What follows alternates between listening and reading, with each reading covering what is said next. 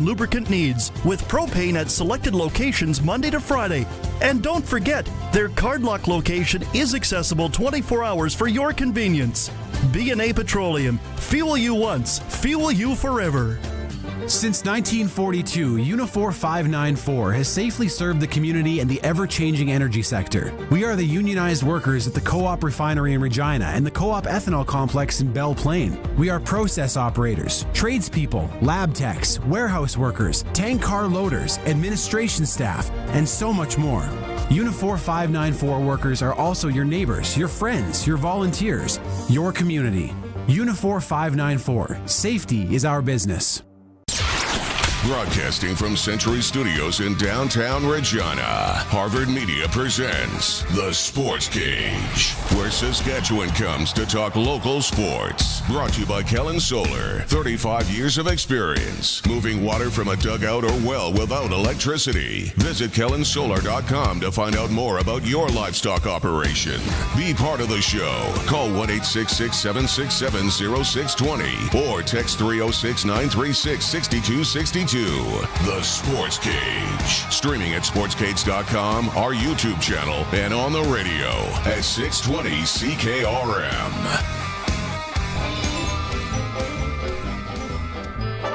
On Roughriders, plunge right through that line.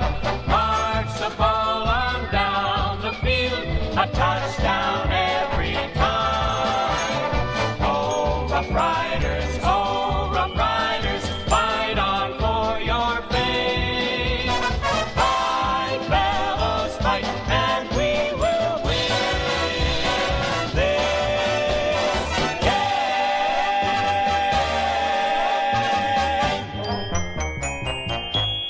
Yeah! Monday Sports Cage after a Rider victory. Welcome to the show, whether you're out driving, maybe you're at work, working out on the farm, at the lake, listening on the app, watching and listening on YouTube, or just on the old radio. Thank you very much for tuning in. We'll be here for the next 3 hours. Curtis is working in the pocket today. He's got the Croft Electric question hat ready to go. Ryan Pollock will join me for hours 2 and 3. He'll be here. All of our guests are on the Western Pizza guest hotline. Perfect pizza, generous amount of toppings. Our sports tickers are brought to you by Reliance Heath Water Heater Rentals, Extreme Hockey and Sport, and Steelcraft Doors Regina. We have SaskTel Pick the Score to play today. If you want tickets to the game this Friday against Edmonton, stay tuned. We're going to have those. We'll also have some Regina Red Sox tickets to give away. It's a busy 3 hours here. Guests include Luke Mullinder in about 10 minutes' time. Coach's show coming up. It's always great when we have listener engagement. So if you got any questions for Phillip Daniels, 936-6262, the Prairie Land Rentals text line. We'll take a few of those and ask Coach Daniels about his defensive line. Maybe it's about anything you want. Hour 3, Darian Durant will be here as per usual. So a fun show. We're coming off a Rider victory against the BC Lions. And there are a lot of things that I need to ask you guys out there. The Riders were out-physicaled. We heard that a lot last week against the Calgary Stampeders. Well, they go into British Columbia, the city of Vancouver. I felt that the Riders won that game. Doesn't it feel when you woke up on Sunday, maybe you woke up late Saturday night if you're on an absolute heater, and you were like, I feel the Riders won that game by at least 21 points. It wasn't as close as the final score states. That's what I'm thinking. Curtis, you're nodding over there. I think 33-27. Like, that could be an absolute shootout to the end. It was anybody's game. We did nothing. It wasn't even that close. It wasn't. The Riders, as the kids say, mopped them. AJ Ouellette coming off 9 yards, had a tidy 72. Trevor Harris, 5 yards short of 4 Hyundai, again, in the pocket. When you give him time, a clean pocket, as they say, and he's got the receivers buzzing in and around. And we're going to get to his comment in a bit, because the one comment he said in the post-game show, I've been actually kind of waiting for him to say something along those lines. So I'll get to that. But Dante Myers, anytime touchdown bet. Oh, yeah. Sprinkle. But an acquaintance of mine had a Dante Myers first quarter touchdown bet. So he was really payday for him. And then defensively, like we had Phillip Daniel coming up in a bit. They were the dominant ones. They out-physicaled. There's always things to work on, don't get me wrong. But let's remember, how many times last year have the Riders gone into BC Place, that funky roof, in their white jerseys, and lost? Got the brakes beaten off them. And we sit as Rider Nation, as fans, and go, oh, man, we're not that good. We can't win in there. It was the exact opposite this time around. It felt old school. Again, it wasn't a 33-27 game. It is on the stat sheet, I'm aware of that. But it felt like the Riders won by at least 21. Comments to get to. God, you got to love Coach Mace, right? This is all from Saturday and the post-game show. We'll start with Coach Mace. Oh, man, I thought offensively we were dang efficient all freaking night. Big plays on special teams, too. We managed to get a turnover.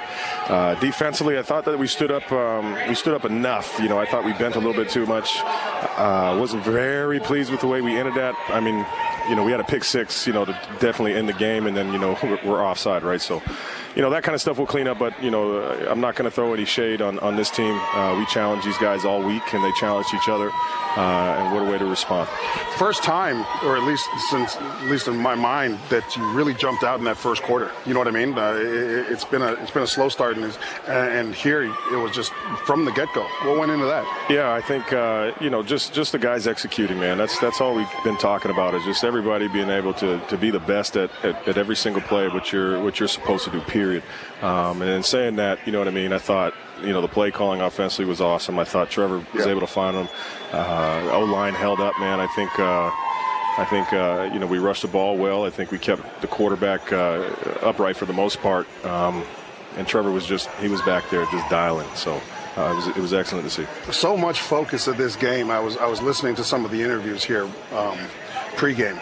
Focused on the Riders' ability to play physical brand of football, right? And perhaps that being absent from the last week. Talk about how physicality plays into your offensive success. Oh man, I mean that's everything. You know, I know, you know, you would be one to agree with me. You know, people talk about physicality. You'd never really, offense is never the first side of the ball you want to go to or think comes to your mind. But with us, that's exactly what we want people to think is. Offensively, they're going to beat the heck out of you up front. The receivers are going to block their tails off. They're going to yak it up. You know, that's physical football, how they protect the quarterback.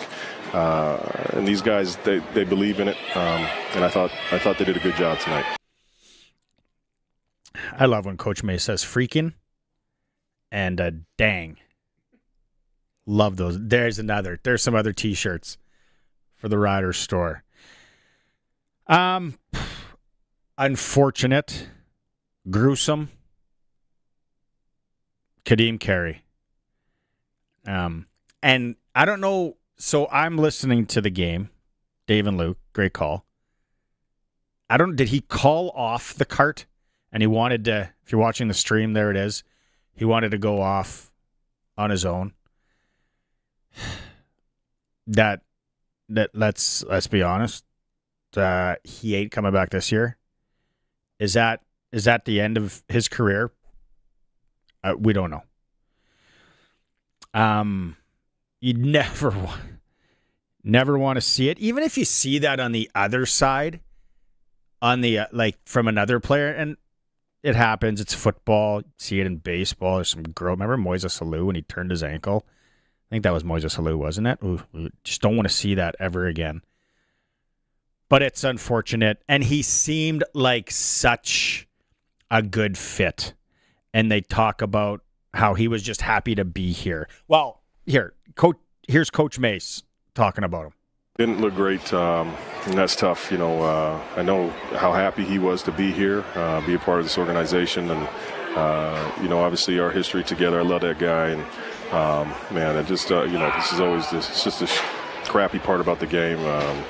We'll see, man, but that was just tough. So the questions, and I didn't get a chance to tune into the fifth quarter and Rider Roundtable and all that, but right away, I think I actually even tweeted this. I don't tweet often. What's Frankie Hickson doing? And then the other side is the other hot name. What is Walter Fletcher doing? And I love the name Walter because that was my dad's name. So Frankie would know the offense, right? Luke's coming up in a bit. Luke will have a good take on this. But again, casual fan guy here, just like you out there listening. Frankie, he was good for us. Nothing wrong with him. Little flash and dash, different runner than AJ. Remember us last year? We were calling it Thunder and Lightning, and we had all these terms and names, and we liked Frankie. Frankie was good. Frankie was good for us.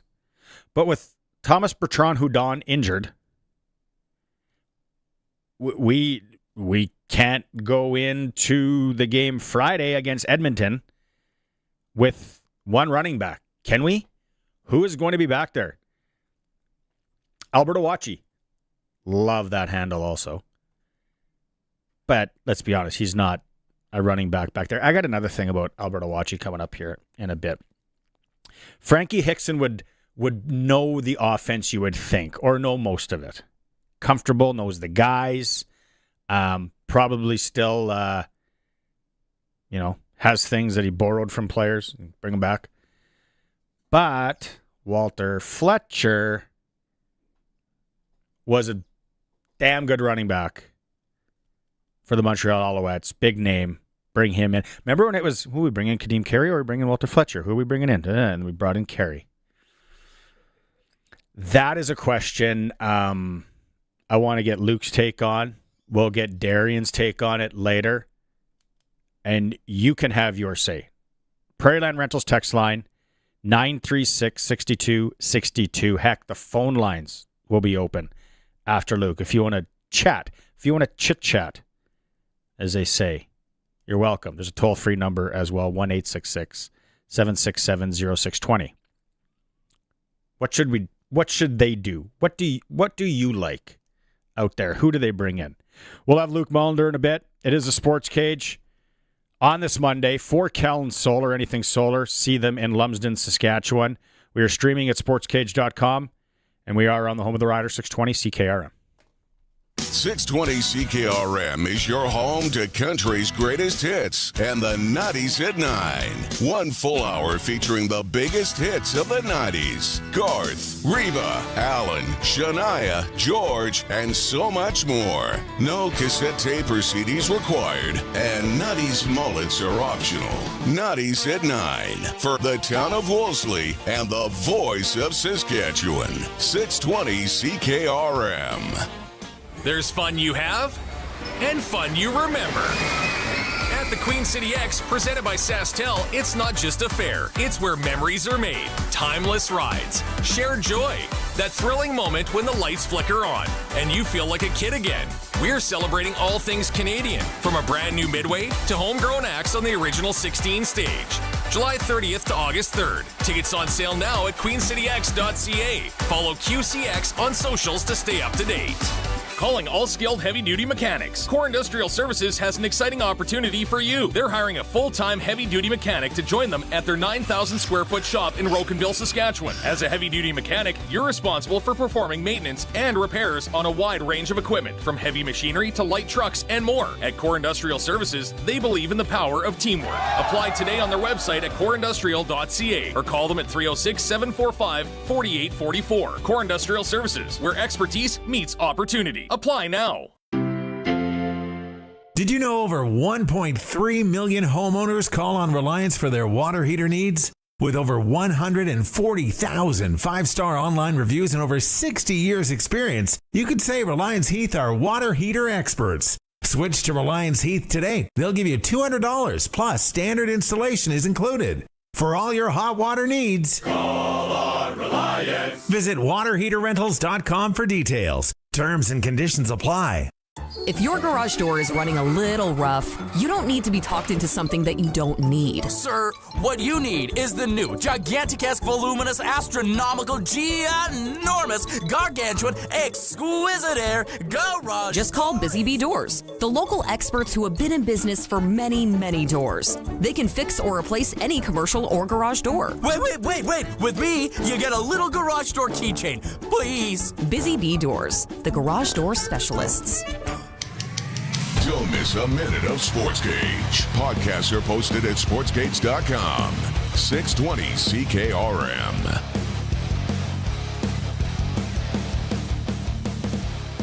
Prairie Line Rentals text line, somewhat buzzing here. And I got to say, text of the day so far is from Kevin in Foam Lake. Andrew Harris out of retirement. That's all he says. That's funny. I wonder if Andrew Harris actually had a brief moment where he's thought about it. How many plays do I got left in this body? Still looks good. Keep them coming, 936-6262, 600 Albert Street, Prairie Land Rentals, whatever you need to rent. They got you covered. Let's go out on the Western Pizza Guest Hotline, where Luke Mullinder is standing by. Luke, let's start with the injury and Kadeem Carey. Never want to see it. Gross. I don't want to see it again. I was driving when it happened, listening to you and Dave. Obviously, he's not coming back. Devastating. He was a great fit here. What would you do? Would it be Frankie Hickson? Would it be Walter Fletcher, who doesn't know maybe they play a book as well? What would Luke Mullinder do?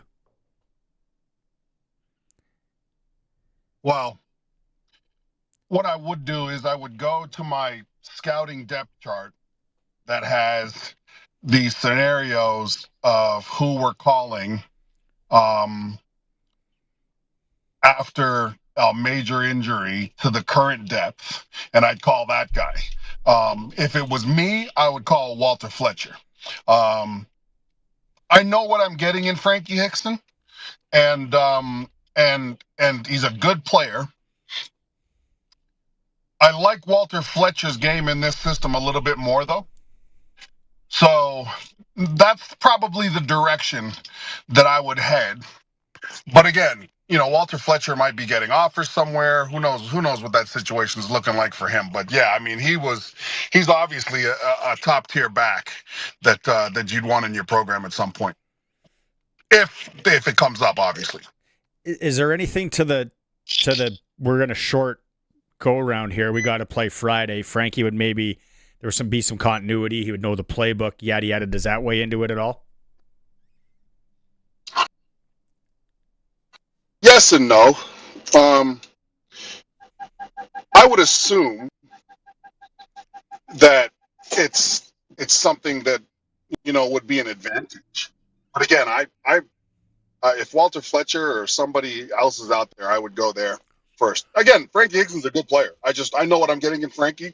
I really like Walter Fletcher's game too. So that's where I'd head. But you're right. There's always an advantage when somebody knows the playbook. Absolutely. I woke up on Sunday and I looked at the score and I'm like, man, I felt like the Riders won that game by 21 points. Did you feel that? Yeah. Like it wasn't as close as what the score says. No, it wasn't as close at all. I think I think that one of the things that you'd want to look at as a team, watching that game the day after or whatever, is simply, hey, look, how do we put the final nail in the coffin a lot earlier here, guys, right? Like, what are we letting a team hang around for that they had no business being in the game at any point with us? We should have just shut this down right away. And honestly, those are things that you continue to develop throughout the season. It's not something that's just inherently in a team where you can just slam the door on someone. But you're right, Barney. I mean, that game, you can throw all the cliches as a coach you want in it. Well, we want to play for 60 minutes, and that wasn't a full 60-minute effort because there was a little bit of time that expired there in the fourth quarter that we weren't at our best. Whatever messaging you want to bet, you want that team to be able to just slam the door on an opponent, because that's what you're going to have to do in the last third of the year, right? Those final 6 games are all about slamming doors. You got to be able to finish then. So it's something that you're going to need to build into it as you go on.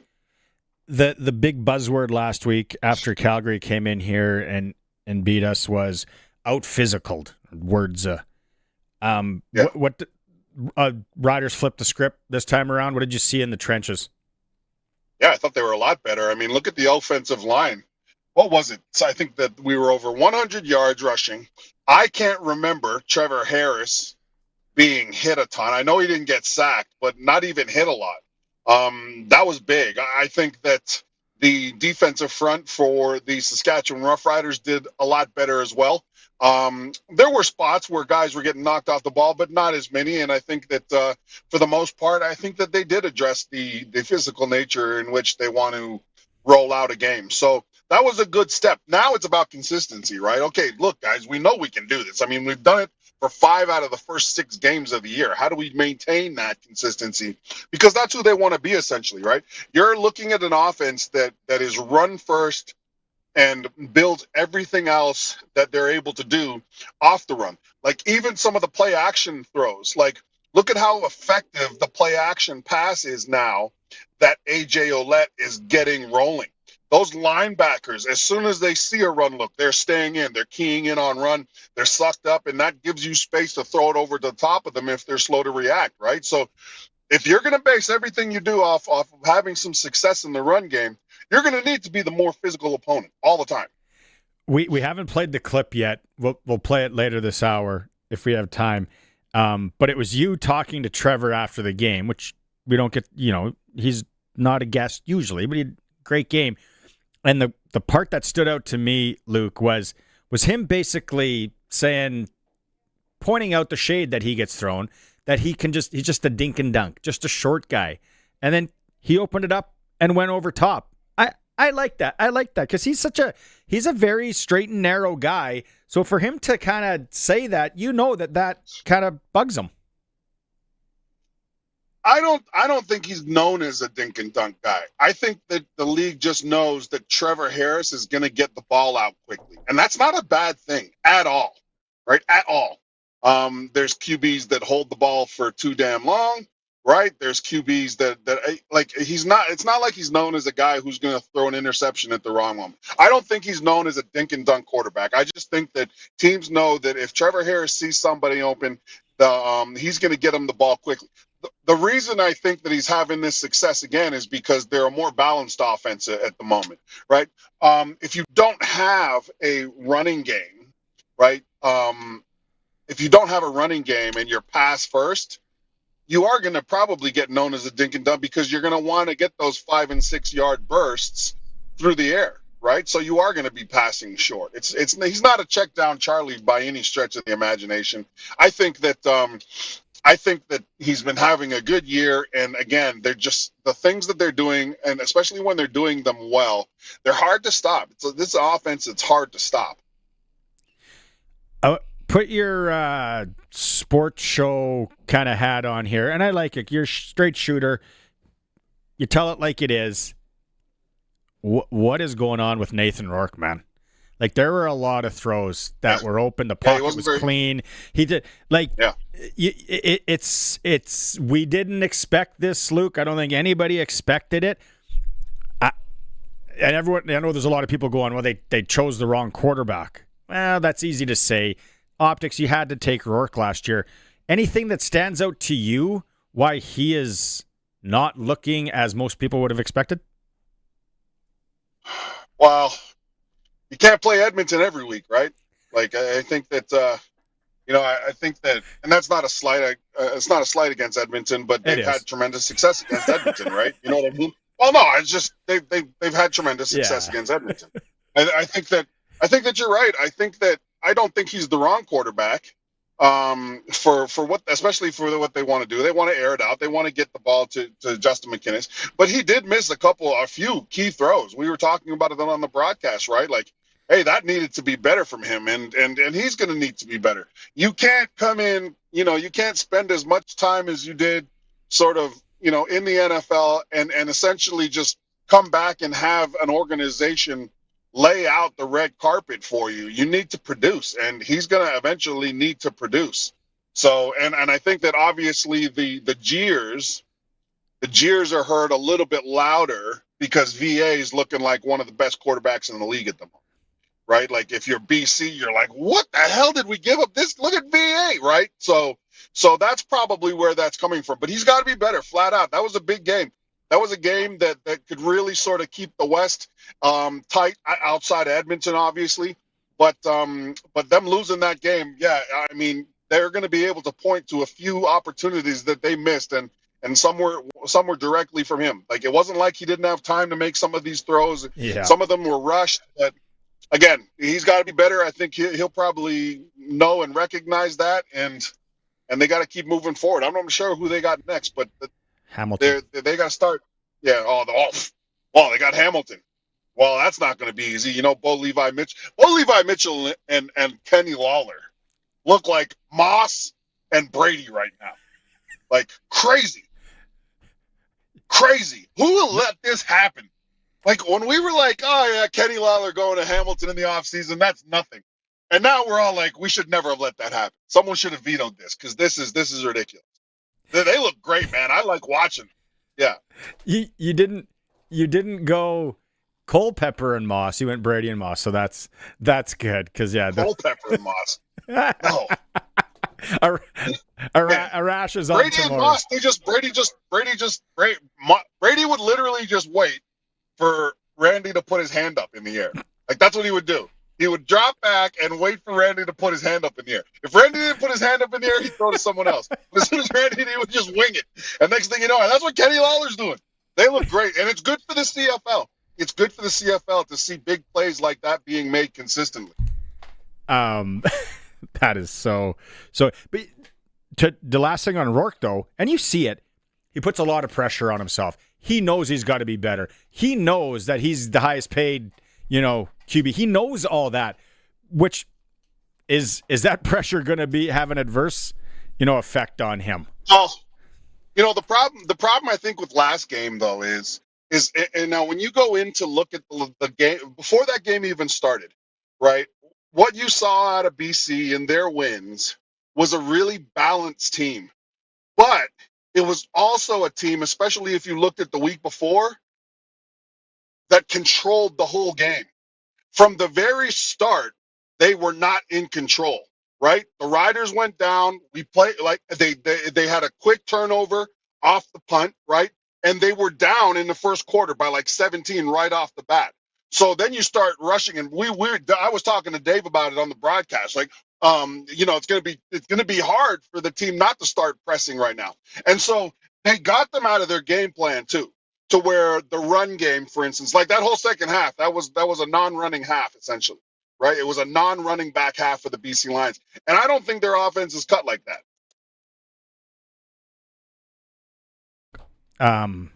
Sorry, Mike wasn't on. Brett Lawther, I said it. Hey, 4 for 4, controlled environment, confidence though, right? Well, I don't think he kicked one over 40 yards either, though, right? Like, it's the large ones that we're worried about, right? We need the large ones, but yeah, 4 for 4 from Brett Lawther is awesome, right? Again, anytime you can get any type of momentum, as a player, any type of player, anytime you start doing things well, the nice part about it, when you're in that mode, when you're in the I'm kicking well mode, or I'm tackling well mode, you get to lean on your routine that you've been rolling out through the week, right? So you get to, on Tuesday, for instance, on day 2 or day 1, you're able to sort of sit there and be like, well, this is what I did here a little bit extra last week, right? And it led to the 4-for-4 performance. Hey, I'm gonna skip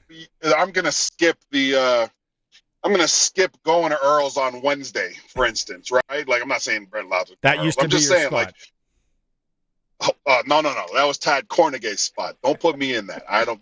Don't.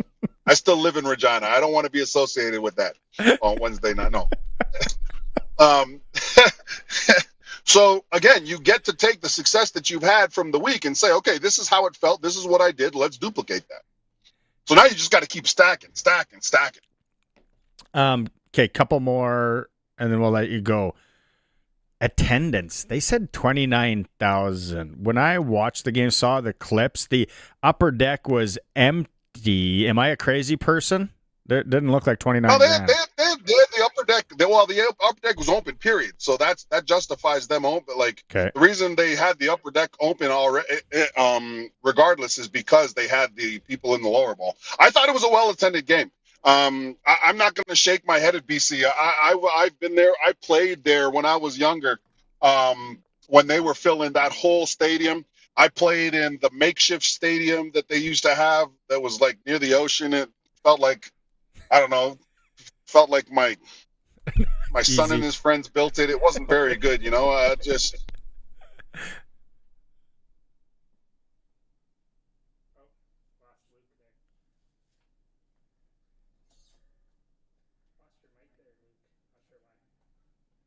We had some technical difficulty here.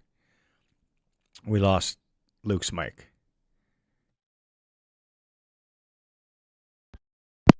I don't think it's him. I don't think he touched anything. Is that better? Yeah, there you go. Is that better? Yeah. Oh, no, I was just saying, like, and the reason why it was so packed there is because there's a lot of fans from Rider Nation there, which is awesome. BC has a huge contingent of Rider Nation fans. Like, there's a massive contingent of Rider fans in BC, and I love it, man, because they're always. We were walking in BC here the other day, and the guys walking by you, they see you, and they're like, "Go Riders!" Right? It's a great place to play. Okay, and then the last thing, Dave was talking about this in the prep meeting this morning. You guys had a tough look and call because with the construction they're doing there, you couldn't see one of the end zones or part of the end zone. No, we could see it. I think it was the TSN guys that can't see it right now. They're doing massive construction. Yeah, they're doing, and it's all for the World Cup, right? But they're building essentially another media side on the opposite side of the stadium. They're expanding the one that they have. So yeah, like the amenities were all kind of just spread out. You can tell they're putting a lot of effort into World Cup, and rightfully so. I'm pumped that it's going. And because of the turmoil that is the United States of America at the moment, it sounds like we might be getting some more games for the World Cup. So I'm pumped about that. Exactly. What an event that's going to be. 26 degrees. It's going to be awesome, man. 26 degrees on Thursday, sunny skies. So that's a good pool day for you, getting ready for Friday night. Yeah, that's a hint. Is that what it's going to be? Is that okay? Yeah. Well, you know what? I owe you pizza, so maybe we make it happen. I'll shoot you a text. There you go. Have a good week, buddy. All right, man. See you guys later. See you there. Luke Mullinder, color commentator on the Rider broadcast, joining us here on the Western Pizza guest hotline. That is right. If you missed it, Luke and I had a little wager back in the NHL playoffs. Perfect pizza, generous amount of toppings. All the Greek food you like at Western Pizza. Find out what the pickup special is near you tonight. A little bit more. I want to get to that Trevor Harris clip. We'll take a break. We'll come back. I want to get to that Harris clip where I feel that he was, talking about everyone that's throwing the shade at him. It is a Sports Cage. We are streaming at sportscage.com and on the home of the Riders, 620 CKRM. Hey, we're Harvard Media. A few times a year, we love to get together with our favorite businesses and throw a good old-fashioned classic auction. There's nothing like waiting until the last minute battling out other bidders, and claiming your prize. We're looking for businesses to join up for our next one. All we need from you is an experience, service, or item like a gift card. In return, we'll serve you up a top-tier ad campaign. No cash needed. This is a trade deal. Check out harvardmedia.com for info. Terms and conditions apply. The annual Gateway Festival, July 25th to 27th, bringing great musical acts to southern Saskatchewan, featuring Washboard Union. It's that hometown feeling, bad screaming, riding those streets that you've always known. Nice Horse, Jake Vaudeland, and more than 20 others. Plus a parade, car show, food trucks, children's activities, and camping. The annual Gateway Festival, July 25th to 27th in Bengoff. Tickets and more info at gatewayfestival.com. If you've got a Steelcraft garage door, you've got a door with parts manufactured and assembled right here in Canada. A door with better insulation and seal, plus a warranty you're probably never going to use. Combined with a LiftMaster opener, it's the right choice. And if you don't have a Steelcraft garage door, you should get one. And a LiftMaster opener. 100% made by Canadians for Canadians. Steady, tariff-free pricing and great quality, no matter what. Steelcraft door, Steelcraft door, Steelcraft door. We offer more. Hey, let's hit up Pump Jack's Cathedral. Pump? You talking about my basketball shoes? No, Pump Jack's Cathedral. Who? Pump Jack's Cathedral Saloon and Steakhouse. They're open now. They've got a large selection of local draft and food and drink specials. Kids are allowed until 8. There's live entertainment every weekend. Let's go. I'm pumped. On the corner of Albert and 13th, Pump Jack's Cathedral Saloon and Steakhouse. Come early, stay late. The place where friends meet. On your mark, get set. Ah, no! Farming can be a race, and no farmer wants to be unprepared for seeding. Dutch Ag wants to make sure you're ready for next season now by getting your drill ready for next spring, so you're ready to roll. Dutch's new Razor Series sold out this year, but you can order yours now to avoid missing out. Get your Dutch openers before July 31st and save the freight with the best prices of the year. Visit DutchOpeners.com and be ahead of the race. Dutch Ag, on farm for you. Text CKRM 306-936-6262. From skid steers to tents to power tools, anything you need to rent for that summer job is at Prairie Land Rentals. Deal with the owner, 600 Albert Street. This is Sportscage. Be part of the show. Call 936-6262 or toll free 1-866-767-0620. 620 CKRM. Prairie Land Rentals text line. A lot of people are going down the same avenue here. And then out on the YouTube, as you're monitoring that, Curtis, are the Saskatchewan Roughriders going to sign, and they have to sign another running back. People are asking if they have to. They play Friday. Thomas the Train is injured. He's not going to play. Kadeem Carey, unfortunately, out for the season. Who knows? The running joke, and now a couple of people are piling on. It was, who was it? Kevin from Foam Lake that said, what about maybe a little Andrew Harris coming out of retirement? Wouldn't that be something for one game? How many plays does he have in him? We had him on was it last week? We had him on the Coach's Show. Coach's Show coming up, by the way, just after 4:00. He looks good. You know, he's got that dog in him that he's like, nah, I still got a few. I still got a few plays. That'd be something else. And realistically, Luke thinks Walter's our guy. Walter Fletcher. Nothing wrong with that. A lot of us, a lot of you, thought that it was going to be Walter Fletcher instead of Kadeem Carey, but Kadeem Carey has the tie-in, Coach Mace, all that. He was a great fit. Sat out a couple games, sounded like a solid teammate. He was okay. The Frankie Hickson thing, again, I don't know inside baseball here. I'm not, the casual fan in me goes, Frankie Hickson would be somewhat seamless as he would know the playbook. Now, we have no idea on if there's some bad blood. Did Frankie Hickson, when he got released, not put on the practice roster?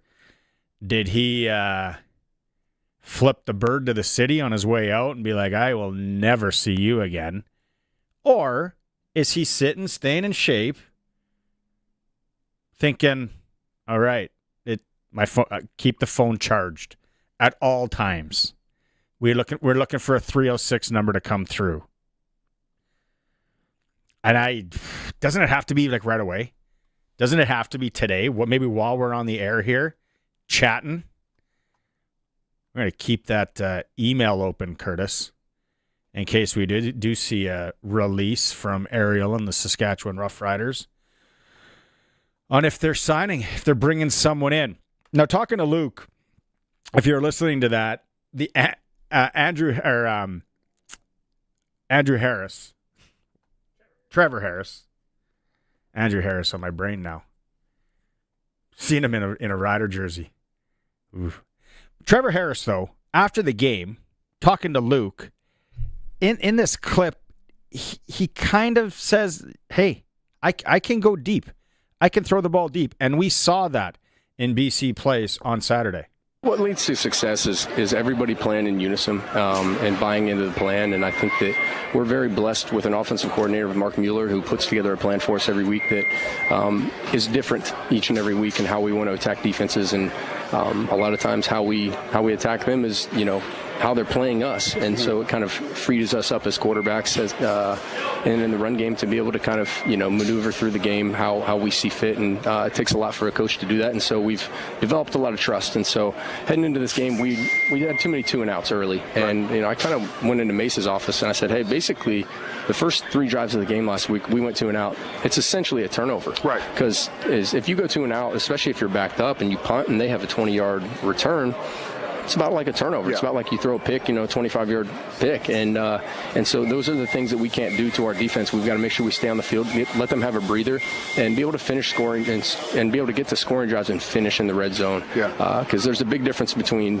kicking a field goal and giving the ball to 40 versus allowing our kickoff team to kind of maybe pin them a little bit deeper. And so I thought we were able to do that early, but obviously in the second half, after we scored, got it to 33, I wish we could have, pressed on the pedal a little bit more and scored a little bit more, but we came away with a win at BC in a tough environment, and so we're pleased, obviously. You were dialed, man. 23 for 30, 395, 3 touchdowns.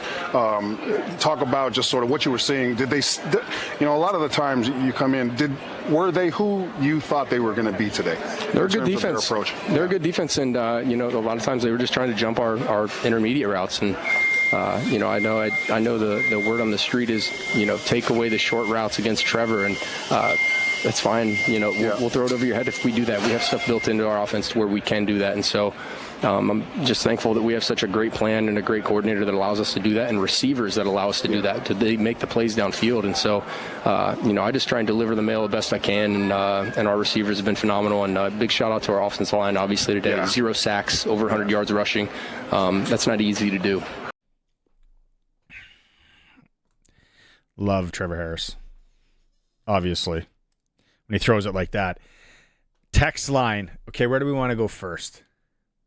Let's go to the YouTube chat here. Cassandra brings this up. I don't know. It doesn't say where she's from. This is a really good point. Forgot about this. Riders also had Mario Anderson Jr. in camp and released him to sign Carey. I can't remember them releasing him to sign Carey, but I remember him in camp. Young guy. South Carolina Gamecock. Born in 2001. Yeah, so that's a really good little point. Thank you very much for the message, Sandra. Also, we have Trey saying bring back Hickson. That's what I was thinking. And a couple others too. Walter Fletcher. Where are these guys? You tried to look them up today, didn't you, Curtis? You were trying to find out. You were trying to see if we could even get one on the show. Yeah. Did you find out anything? No. They are functional. We and the one thing I didn't ask Luke, here's another thing.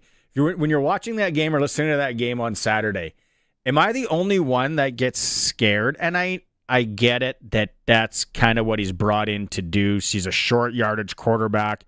Tommy Stevens, I think you got to get up really early in the morning to try and figure out a way to stop him. I didn't really get it until I saw him at Mosaic Stadium. I saw him in green. How big he is, how hard that would be to stop on a 3rd and inches or a 3rd and 1. Heck, even 3rd and 2. Guy's a mountain. Tall. But I'm watching the back part of the game after listening, and they're using him to run the clock out with AJ.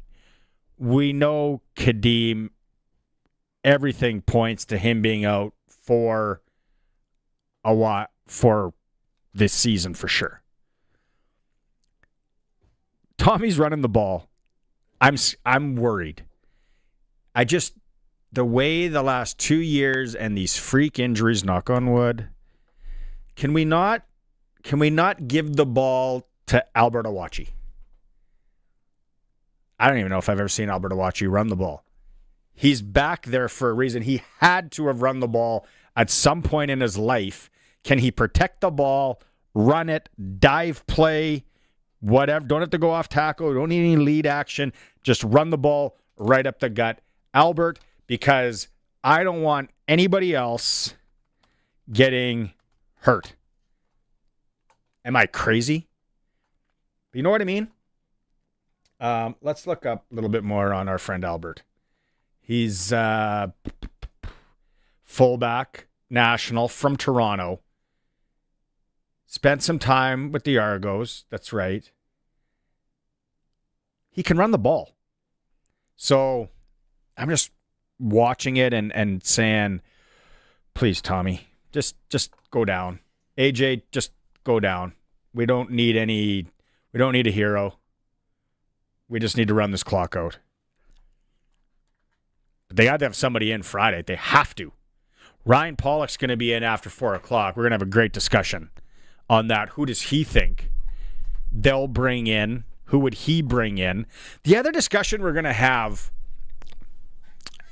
next hour, how would you rank right now? Where are we sitting? July 21st, 2025. How would you rank CFL quarterbacks? 1 through, you don't even have to go to 10. You can go 1 to 6, because then it gets weird at the end. I would go, this is me, personally, just some random pigeon in Regina, Saskatchewan. I'd go VA. I'd go Harris. I'd go Bo Levi Mitchell. And then 4th, speaking of guys that could be injured, Zach Collaros. 5th, I would go Alexander from Montreal. And then probably Rourke. That's just me. I'm not here to fight with anybody. What? 936-6262. Prairieland Rentals text line.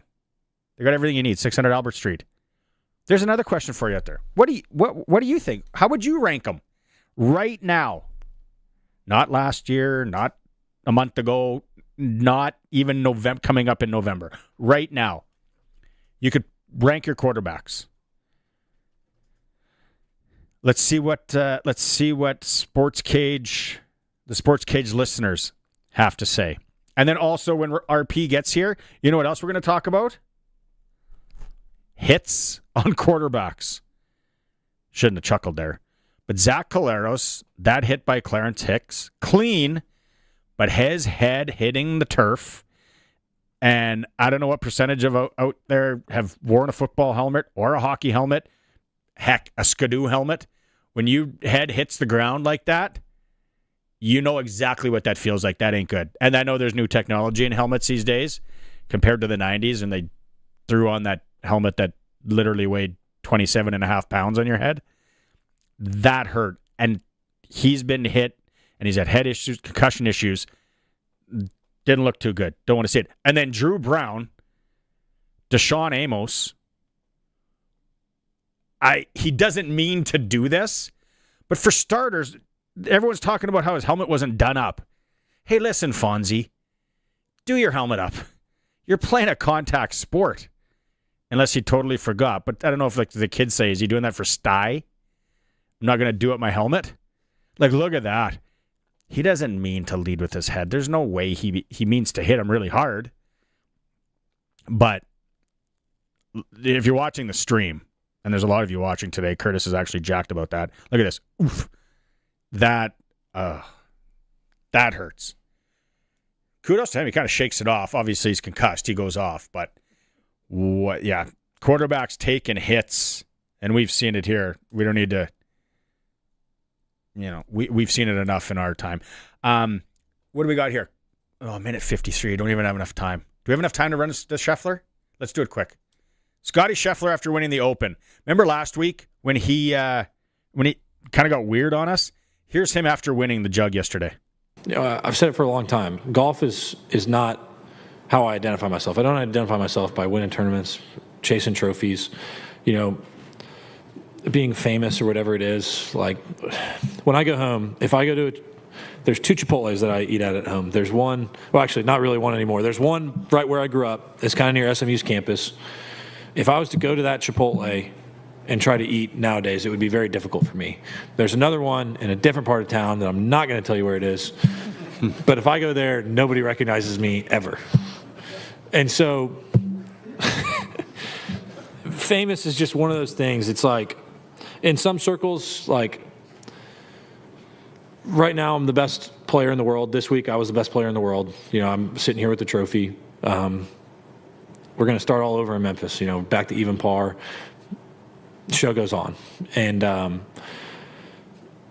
it's hard to describe what it feels like because, I don't feel any different because I've won a golf tournament. This is not the be-all, end-all for me, but I'm extremely grateful for it. I mean, I have, kid you not, I have worked since I was 2 or 3 years old to have a chance to play professional golf for a living.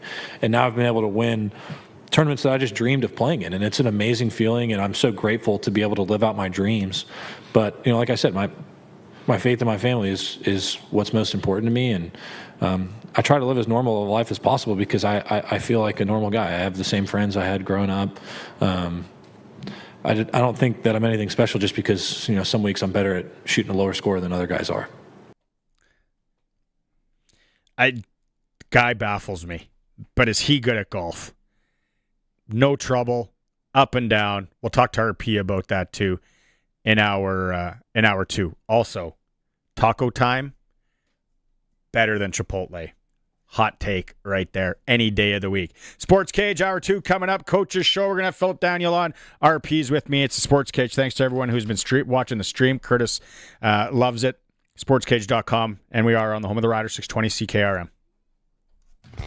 He's at it again. Matt's sharpening his pencil to save you money at Matt's Furniture. Now till July 30th. Buy any qualifying Whirlpool or Maytag front load and top load washers and dryers and save an extra $150. See the sales associates in store for all the details and the list of qualifying models. It's time for a new washer and dryer with Whirlpool and Maytag. But hurry, it all ends on the 30th. Matt's Furniture in Fort Capel, Kamsack, Melville, and Foam Lake or online at mattsfurniture.ca. It's time to bring the energy, throw on your green, pack the stands, and get loud. Because this isn't just a game. It's Regina Rams football. Come cheer on the Rams all season long, and let's show the visiting team why Regina is the best city to catch a game.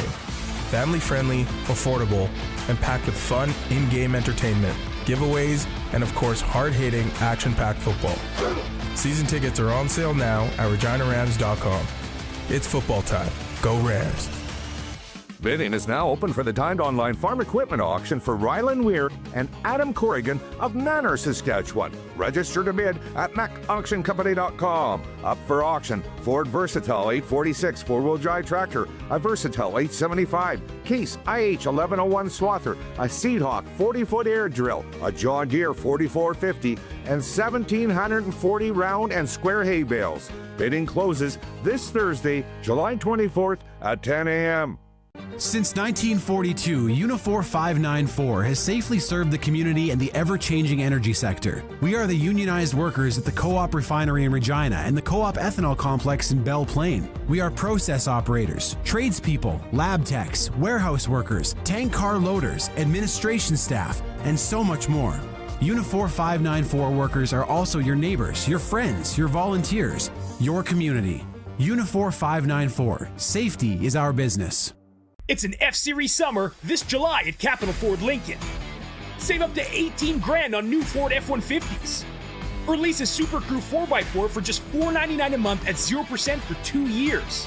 Go big on a brand new Super Duty and get up to 15 grand off.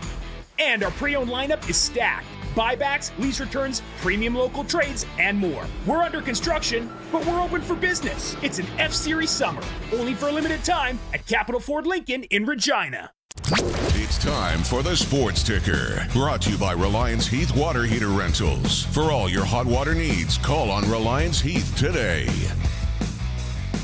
Quick one today. We got Riders defensive line coach Phillip Daniel coming up in hour 2. If you got any questions, 936-6262. Riders are home to Edmonton, of course, on Friday, 7 p.m.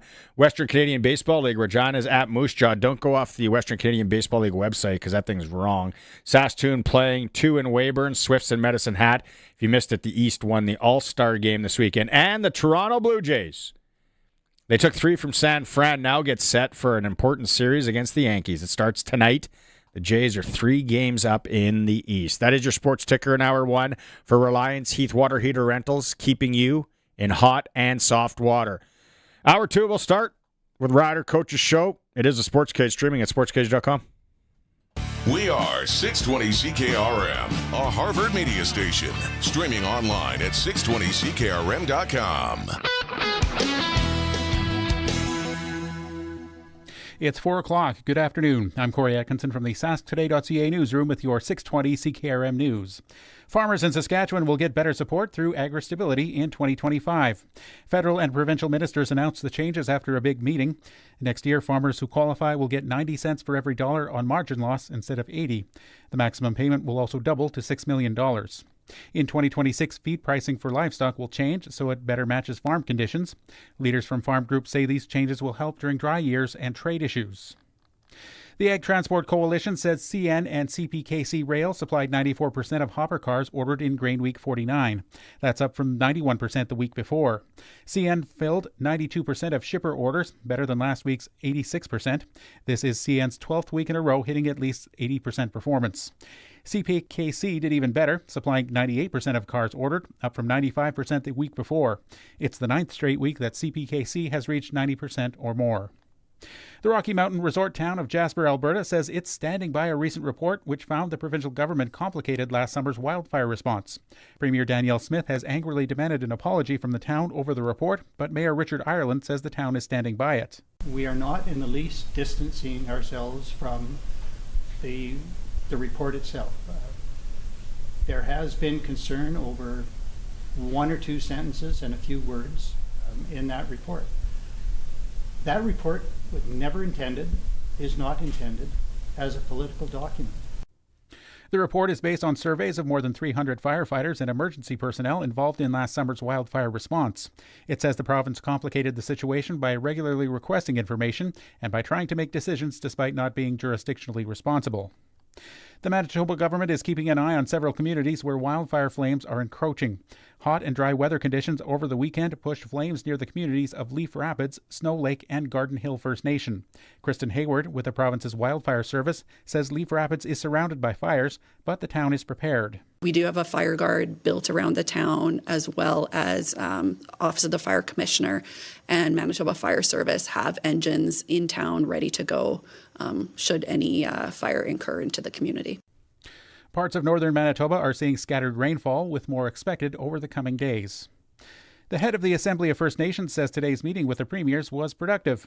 Cindy Woodhouse-Nepanak says First Nations need to be equity partners in big national projects. Indigenous communities have expressed anger and concern over federal and provincial laws meant to fast-track major infrastructure projects. The premiers are holding a 3-day meeting in Ontario's cottage country and are set to be joined by the Prime Minister tomorrow. And the actor who played Theo Huxtable on The Cosby Show has died at 54 after an accidental drowning in Costa Rica. Costa Rica's Judicial Investigation Department says Malcolm Jamal Warner drowned on a beach along Costa Rica's Caribbean coast after a current pulled him deeper into the ocean than anticipated. Warner told the Associated Press in 2015 The Cosby Show legacy was tarnished by the sexual assault allegations against its star, Bill Cosby. That was your 620 CKRM News. Read more stories from around your community and around the province at sasktoday.ca and 620ckrm.com. Your weather is next. Code GREEN25. With PlayNow.com, make any $10 sports bet using the code GREEN25 and get a $20 free sports bet. Say you bet $10 on baseball. Use the code GREEN25 and get a free $20 bet to put on the green and white. Or bet $10 on golf and get a free $20 bet to put on tennis. Restrictions apply. Details at PlayNow.com. Must be 19 plus. Use your game sense. Souls Harbor Rescue Mission is celebrating its 35th anniversary serving southern Saskatchewan. We'd like to extend a big thank you to all of you for helping provide real answers for real people. We've served over 3 million meals to those in need, over 200,000 hours of addictions programming have been provided, and over 150,000 nights of shelter have been given. Again, thank you. Donate now at shrmsk.com. Weather brought to you by Line X Regina, serious protection, killer looks, 1865 McCarra Street. Tonight, partly cloudy, possibly an isolated shower in the area, 40% chance, and a low down to 12 tomorrow. Partly sunny, isolated showers in the morning, 30% chance, and a high of 19. Tomorrow night, cloudy, isolated showers, and a low of 12. Wednesday, cloudy, a few showers, and a high of 19. And Thursday, sunny, and a high of 27. When you want the best for your truck, you want Line X. Your truck has withstood the harshest elements Saskatchewan has thrown at it. Rocks, gravel, rain, sleet, and snow, and left with no chips, no rust. Line X protective coating keeps your truck's bed liners, rocker panels, and bumpers looking like brand new. Don't settle for Brand X. Go with Line X. It's serious protection. Come see why everybody loves taking their truck to Line X Regina for their rocker panels, bumpers, and more. Line X. Make your truck complete. 1865 McCarra Street. Yee-haw! It's the Ram Rodeo at Crestview Chrysler. That's right, folks. We got Ram trucks coming out the wazoo. So we're wrangling prices down with discounts of up to 18,200 buckaroos. Can you believe it? Ram Bighorns going for only $65 and change plus tax, or get 0% financing over 72 months on most models. We also have an impressive selection of cars and SUVs. But the Ram Rodeo's on right now at Crestview Chrysler Dodge Jeep Ram in Regina. Broadcasting from Century Studios in downtown Regina, Harvard Media presents The Sportscage, where Saskatchewan comes to talk local sports. Brought to you by Kellen Solar, 35 years of experience, moving water from a dugout or well without electricity. Visit kellensolar.com to find out more about your livestock operation. Be part of the show. Call 1-866-767-0620 or text 306-936-6262. The Sports Cage. Streaming at sportscage.com, our YouTube channel, and on the radio at 620 CKRM. You can ask. Welcome back to the Sports Cage. On Mondays, like you said, for Kellen Solar. Anything you need solar, whether it's for the house, the farm, the ranch, they can get you hooked up. They're local. They've been doing it a long time. Big livestock operation help as well. Curtis is with me in the pocket, and now Ryan Pollock, RP, is joining us as we await Phillip Daniels and the coaches show. A lot to unpack. Midsummer, right? It's the slow time for sports, but there's a lot to talk about. We got the Riders winning, obviously. Now who do we got to bring in on running back? Hits to the quarterbacks. We got a lot to talk about. First off, running back. You'd never want to see it. Kadeem Carey, gross. I don't never want to see it again. What would you do? Let's say they said, RP, it's your operation. It's your show here. I know there's probably a lot of guys out there that we don't know about. Frankie Hickson, Walter Fletcher, or as one of our listeners texted in, Mario Anderson, who was in camp. Yeah, so just to your point, take a half step back. Terrible looking play. Unfortunate.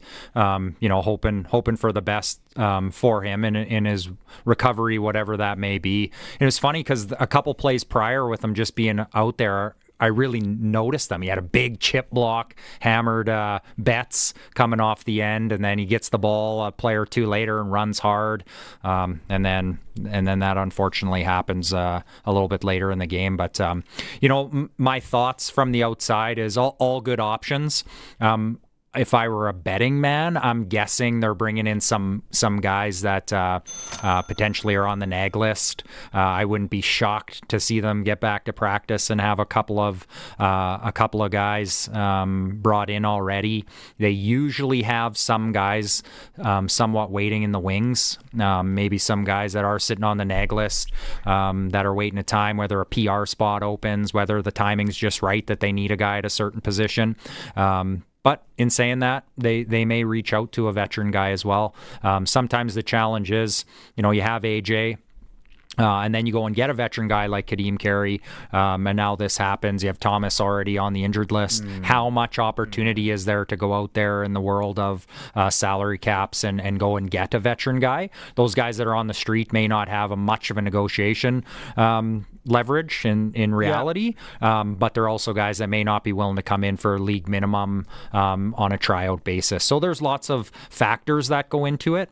The good news is the team still has a number one running back, and they're not in an emergency situation where they feel like they need to airlift in the most veteran guy possible to come in and play this week. They're going to need someone though Friday. Yep, 100% they will. They'll need a backup guy. Obviously with Kadeem and Thomas on the shelf, they don't have that in-house guy right now. That's why my guess from the outside is we'll see a couple guys signed to the roster in the coming days. Love our listeners and the text messages, but the joke, and Kevin and Phillip Lake started it, and people are piling on, and I love it.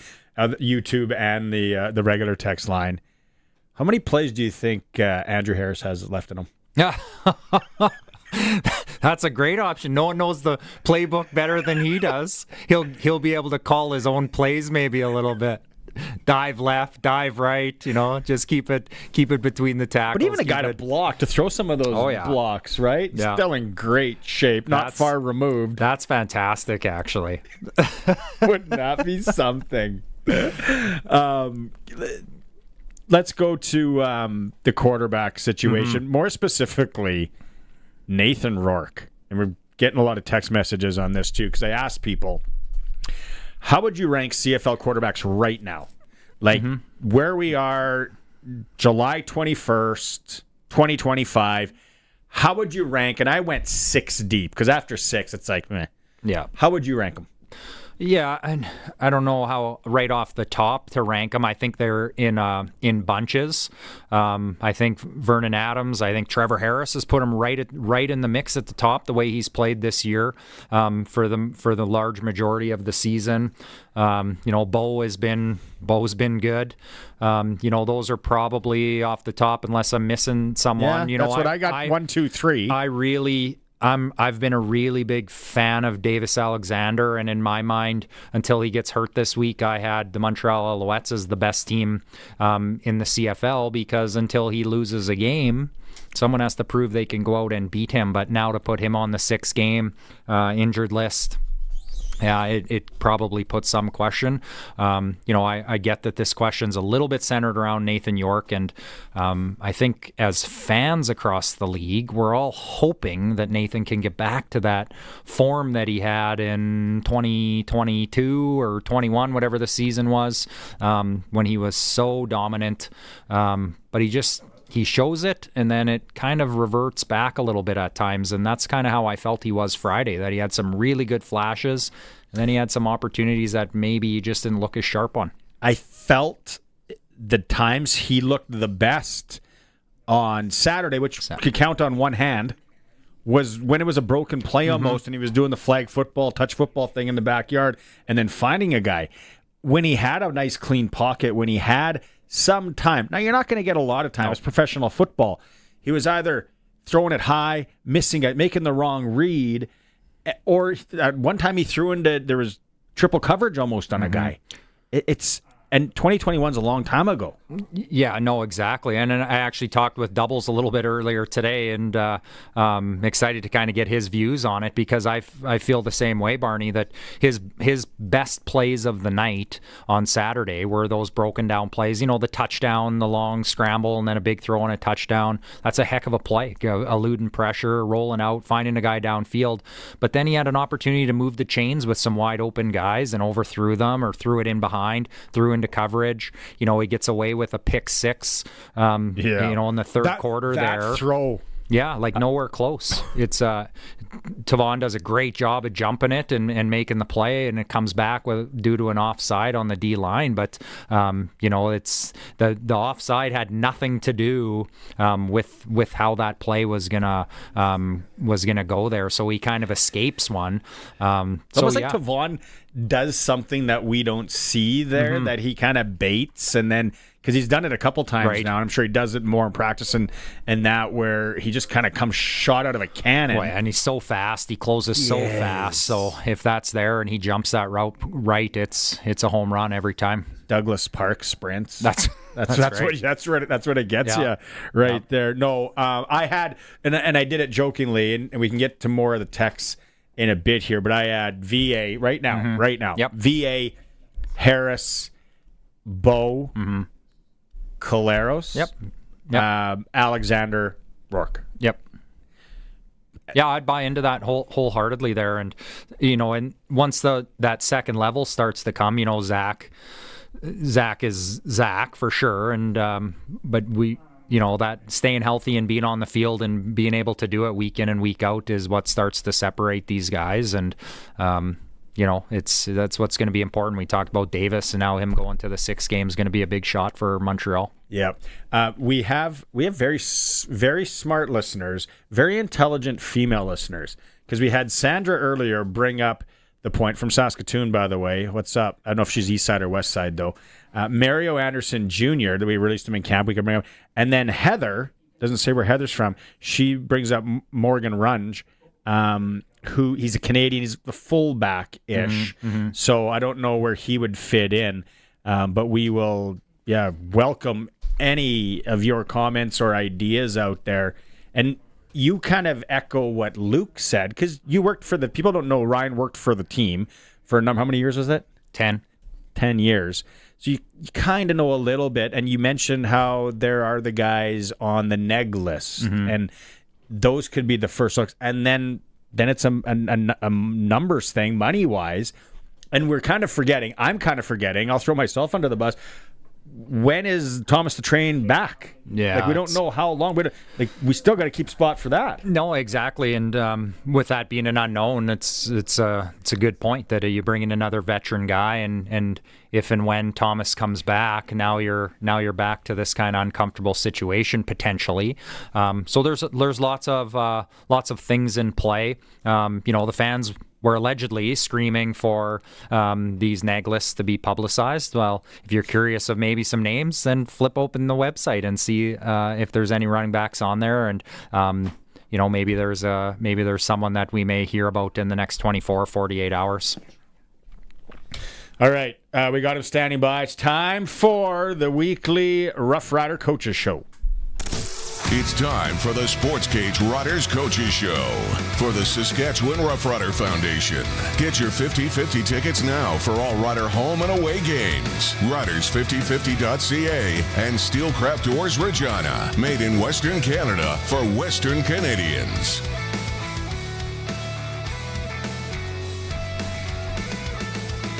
Hey, Coach. How's it going? Hey, I love a man that wears pink. I wear pink all the time, too. That a boy. Solid choice of tarp today. We're back. The guys aren't on the field today. Obviously, you guys are watching tape. You guys are having your coaches' meetings. You probably watched a lot of tape. Going back to the game, you know, how do you assess things now that you've watched a few things? The one thing we were talking about last week and coaches brought up a lot was we got out-physicaled. Where did you find that on Saturday? We were a lot better. We went full pads last week, so that helped a lot, you know, getting us back to that mentality of going out there and dominating. We still got a long ways to go. We still got a lot of room to improve.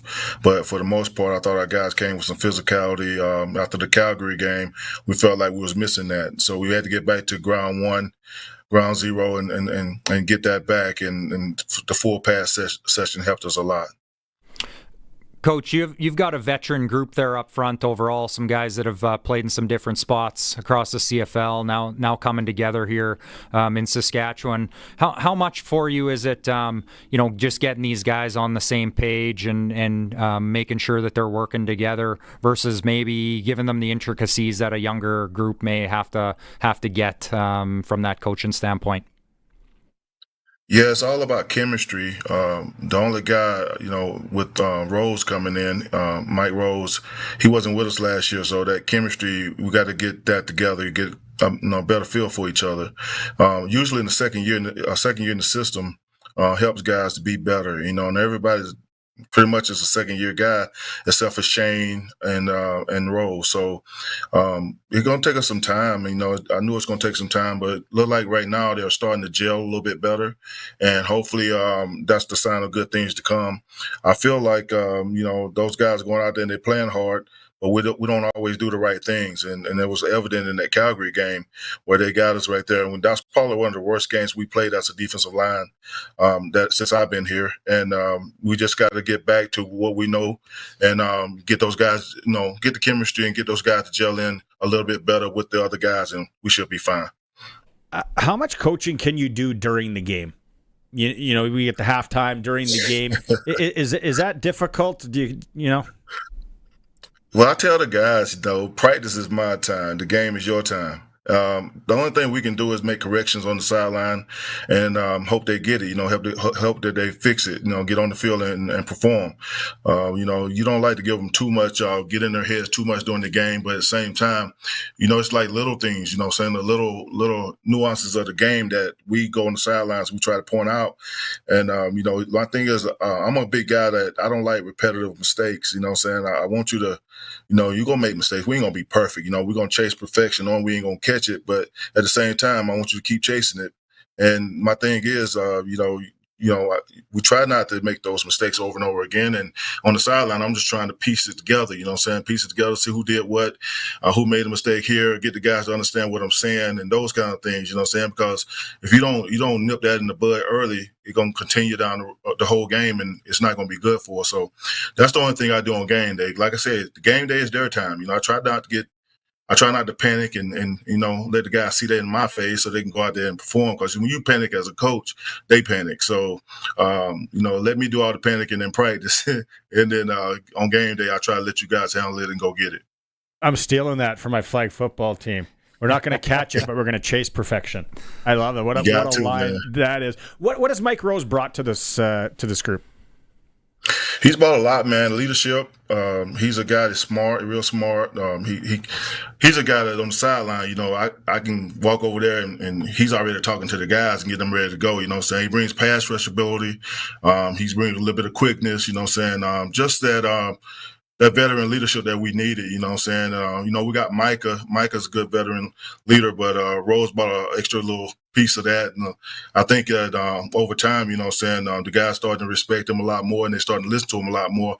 And it makes my job a lot easier when you got a guy like him that can coach guys up on the sideline and get them in the right place. I was looking at the stats this afternoon before coming over here, and I believe you guys sit currently third in quarterback sacks acquired by the D line, and that, but really spread out amongst the group, and even Thurman there coming down from the linebacker spot as well. Is that a strength of of this team right now, that we can get pressure from a lot of different areas and get to that quarterback with a lot of different guys? Yes, that's a good strength to have, now, the thing is, when you look at football in general, stopping the run and getting more opportunities to rush the pass is the key. We got to stop the run and we got to run the football on offense. That's the key to winning, really. If we stop the run, on early down, or first down, we get an opportunity on second down to go pin our ears back and go get it. We hadn't been real strong in the run game this year like we were the year before. And so that's the difference in the sacks. I don't like being number 2 at anything, no less number 3. I want to our guys to understand that let's stop this run, let's get more opportunities to rush the passer, and let's get in the top of those categories. You know what I'm saying? And I'm a big believer in the run game, so we pride ourselves on stopping the run. If we do that, then the site totals will go up. If we continue to let guys run for 130 yards on those, and I'm a kind of guy that I hate when people run for 30 yards, no less 130. And so my thing is we got to get that done, and we got to. I mean, that's the key to going to the big dance and winning it. You know what I'm saying? Last year, if you remember that Winnipeg game, we couldn't stop the run, and guys wasn't doing their jobs, and one fill in their gaps and one sit in their fits, and so that kind of hurt us in that game. So I stress that a lot. I'm a big believer in stopping the run, and as long as our offense keep doing what they're doing, we're gonna win a bunch of games. You guys did a great job, like we talked about enough, but Nathan Rourke, like, I don't know if it was your game plan. He seemed off all game. That's something that obviously kudos to you guys for making it difficult for him. Corey he do a good job of calling the game, and he made it uncomfortable. We mixed some things up, gave some different looks, and our DBs played pretty good back there, and then locking the guys down. It's just being together, both units playing together. I tell guys all the time that like pass rush and coverage go hand in hand. Sometimes we're going to be good, and sometimes they're going to be good, and sometimes we're going to be good together. And that was a game that we were good together. And I just think that we got to continue that and continue to build that chemistry right there with that group and everybody on the defense. And Corey did a good job of calling the game and calling a good game. That's what was the outcome. Dave's brought it up a few times how Coach Mace has gone over and joined your group at practice, and he's been there. Does he still have a couple plays in him? Is that what he wants? Like, could you put him in? Listen, Corey started out as a D-line coach, and he's a D coordinator and a D-line coach in Toronto. As hard as it is for him, he cannot let it go. You know what I'm saying? He gonna let me do my thing though. He lets me do our thing, but he always tell me, Phil, let me come over and get those D ends today. Let me come over and get those D tackles today. And I'll be like, Corey, you got so much other things to worry about. You the head coach. You need to be roam the field, and just do that, and we'll be fine. You know what I'm saying? But yeah, I let him come over there sometime, take over. Give me a little rest. You know what I'm saying? And you do a good job, man. We both do a good job. And I told the guys, man, y'all cannot go wrong, man. Y'all got a head coach that's a defensive coordinator that used to be a D-line coach. And you got me who played 15 years at D-line and won a Super Bowl as a D-line coach. So you guys y'all can't complain about nothing. If y'all don't get it right, it's on you guys and not on us because we are good coaches. I want to get into some of your old days in a bit here, and I remember you coaching because I'm a Patriots fan, so we'll leave that there. But how difficult is it? Because RP and I were talking about just before he came on here, we're going to get into it in a bit here. We're seeing some big hits on quarterbacks, and that's always going to happen in football. How do you coach guys that are absolute dogs and they've been doing it and their job is to go and hit somebody? How do you coach them to gear down when you get to the quarterback? That's got to be so difficult. It's tough, it's tough. You got guys coming full speed.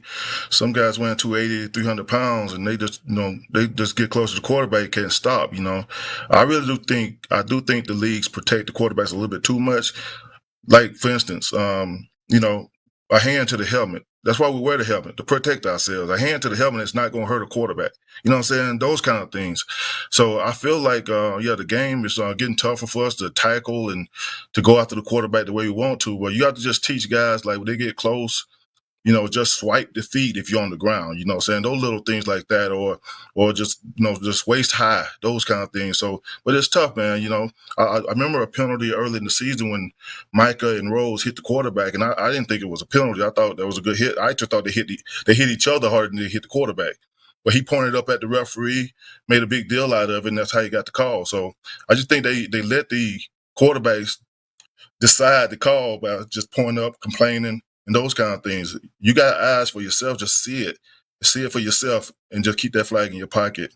If it ain't crazy, you know what I'm saying? If we ain't going after his head, then keep that flag in your pocket.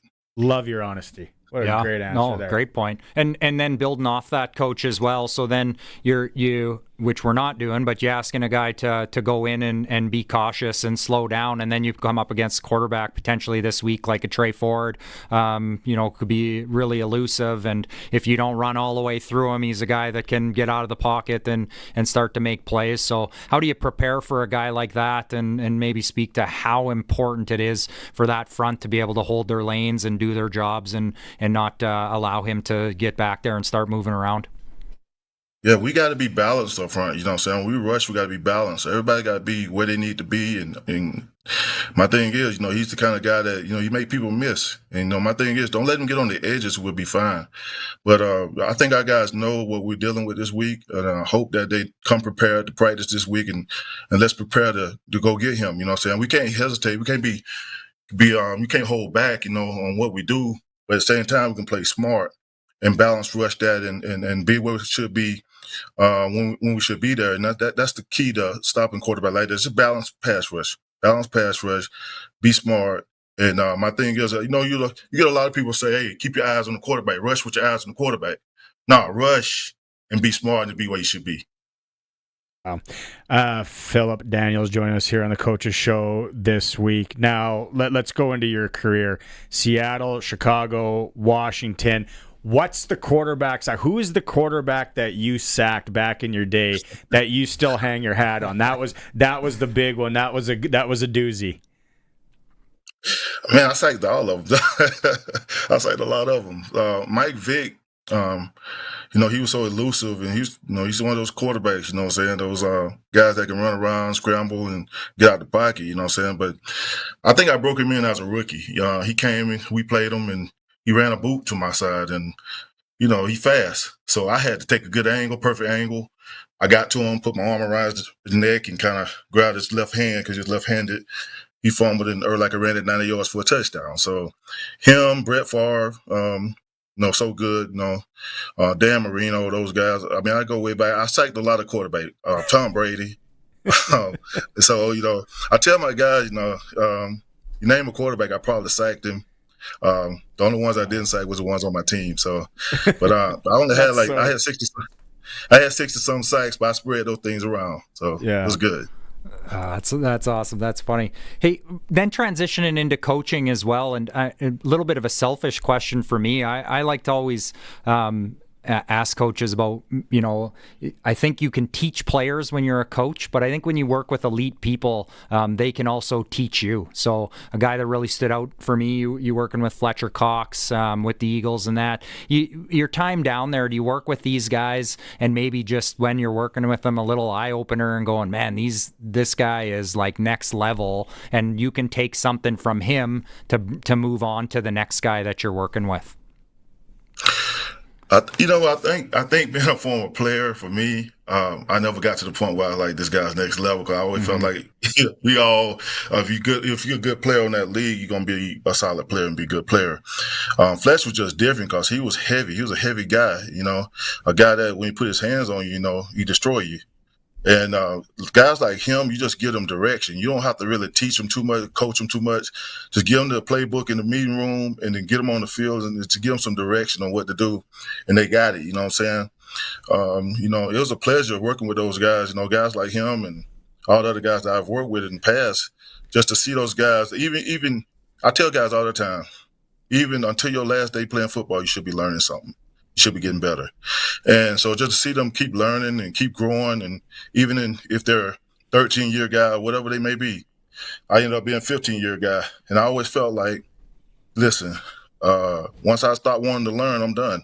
I might as well retire. And that's the same thing in the coaching field. If you get to the point where you don't want to learn anymore, it's time. It's over. You just let it go. So I never had guys like that. Guys were willing to learn. Fletch was one of those solid guys that was willing to learn. Brandon Graham.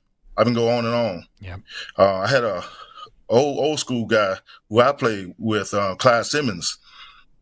Gave me some of the best advice I ever got in my life. I remember being mad on the field and upset about something, and he came to me and said, "Young buck, carry this with you the rest of your life. Never let anything or anybody ever steal your joy." And that's what I give to the players. And I tell them, don't get upset, man. We all in this together. We're all in this together. We're a team. We're going to work through it. And it's good to see those guys because they can also help those young guys understand that. And just like I got it from an older guy. They get it from me and some of the older guys here too, the young guys. So it's good to have guys like that on the team. It's good to be able to coach guys like that and that you're still teaching them something, even though they played 13, 14 years.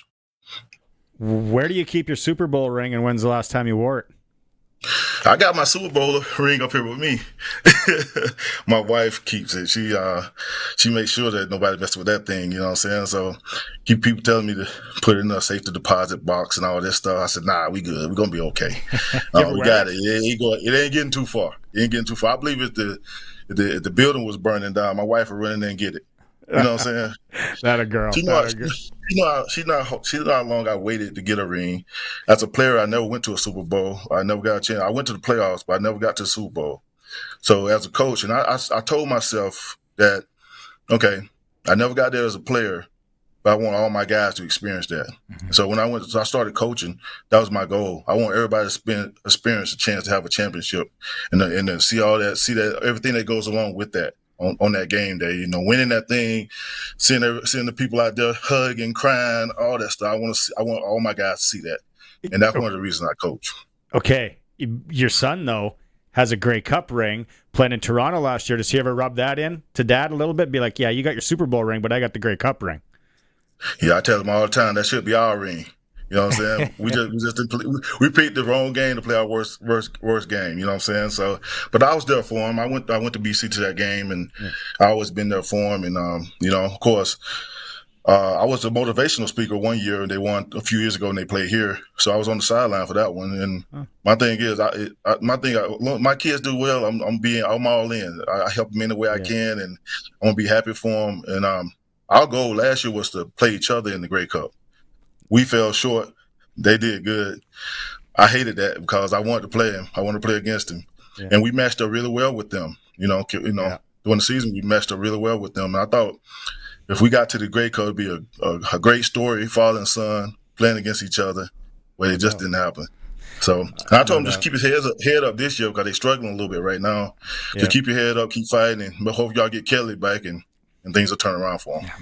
Coach, thanks so much for taking some time today here on this Monday. Awesome to chat with you. Some good quotes there. Continued success. Hey, I appreciate it, guys. Thank you guys for having me. You bet. Thanks, Coach. That is our defensive line coach for our Saskatchewan Roughriders. You look him up online, Phillip Daniels. The guys he rattled off that he sacked. Come on. That was fantastic. Like top to bottom, great interview, great guy. Quotes. Yeah. Lots. I'd run through a wall for that guy. Yeah, for sure. You can see why guys want to play. So that's awesome. Absolutely love it. Our coaches show is always brought to you by Steel Craft Doors in Regina, made in Western Canada for Western Canada, and the Saskatchewan Roughrider Foundation 50/50, where if you buy before Thursday this week, you're entered into the early bird prize, which is we would like this for the wives. Kananaskis Nordic Spa includes 2 nights at the Kananaskis Hotel. We're taking the sticks. Oh, yeah. Obviously. 1 day hydrotherapy, or you can take $2,700 cash. You find it at riders5050.ca. Time for a break. We're going to come back with our clutch performer. We're staying local on that, too. Some fun stuff. It is the Sportscage streaming at sportscage.com. Sometimes there's a song you just gotta hear. And every Sunday morning from 10 till noon, we give you the chance to play your favorites with the Sunday Morning Request and Dedication Program. 2 hours set aside to play what you want. Hey, Cindy, what can I play for you today? Forever and Ever Amen by Randy Travis. Good morning, Ray. Could you play Coal Miner's Daughter for me? I wonder if I could request Eagle When She Flies by Dolly Parton. Sure could. It's all brought to you by Matt's Furniture. Online at mattsfurniture.ca. True Fit Denture Clinic. No one should know you wear dentures, not even you. The Sunday Morning Request and Dedication Program with Ray Allen from country's greatest hits, 620 CKRM. We asked Karen about how easy it is to invest her money with Brian Golly at Smart Investing Solutions. All I do is when I have money to invest, I call Brian. I ask him, what would he do? A lot of times I'll say, what would you do? And he just tells me what he would do. And then I just say, okay, here's what I have. And overall, he's made it very easy, very simple. Get started today at smartinvestingsolutions.ca. This is where we play. This is where we live. Extreme Hockey and Sport is where we shop when we need the gear for our game in our town. Hockey is in our blood as much as the prairies themselves. Extreme Hockey and Sport understands this. That's why they provide the Saskatchewan Stars of tomorrow only the best. Every level, any budget, expert fit. They're your local sit and fit hockey shop. Extreme Hockey and Sport, 1425 McIntyre Street, Regina's hockey shop. If you've got a Steelcraft garage door, you've got a door with parts manufactured and assembled right here in Canada. A door with better insulation and seal, plus a warranty you're probably never going to use. And if you don't have a Steelcraft garage door, you should get one. Don't just hang a door, install a Steelcraft. Turn curb appeal into curb envy. Steelcraft door, Steelcraft door, Steelcraft door. We offer more. Steel-craft.ca. Get ready to rock with 2 nights of incredible Canadian music. Shake the Lake Regina, presented by Brand, is August 22nd and 23rd, featuring the Headstones. Turn up the volume for Default. Finger 11. And many more. Celebrate our nation's music in one epic weekend. Shake the Lake 2025. Get your tickets at connexusartcenter.ca. See you at the center. The ball is snapped. He scans the field. He's going deep. What a play! Rider fans, make your own great play by going to riders5050.ca. You can now buy tickets for every Rider game, home or away. You can also sign up for the 50-50 Club and never miss a draw, including the weekly loyalty and early bird prizes. All proceeds support amateur football in Saskatchewan, equipping the heartland, and just maybe score a big win.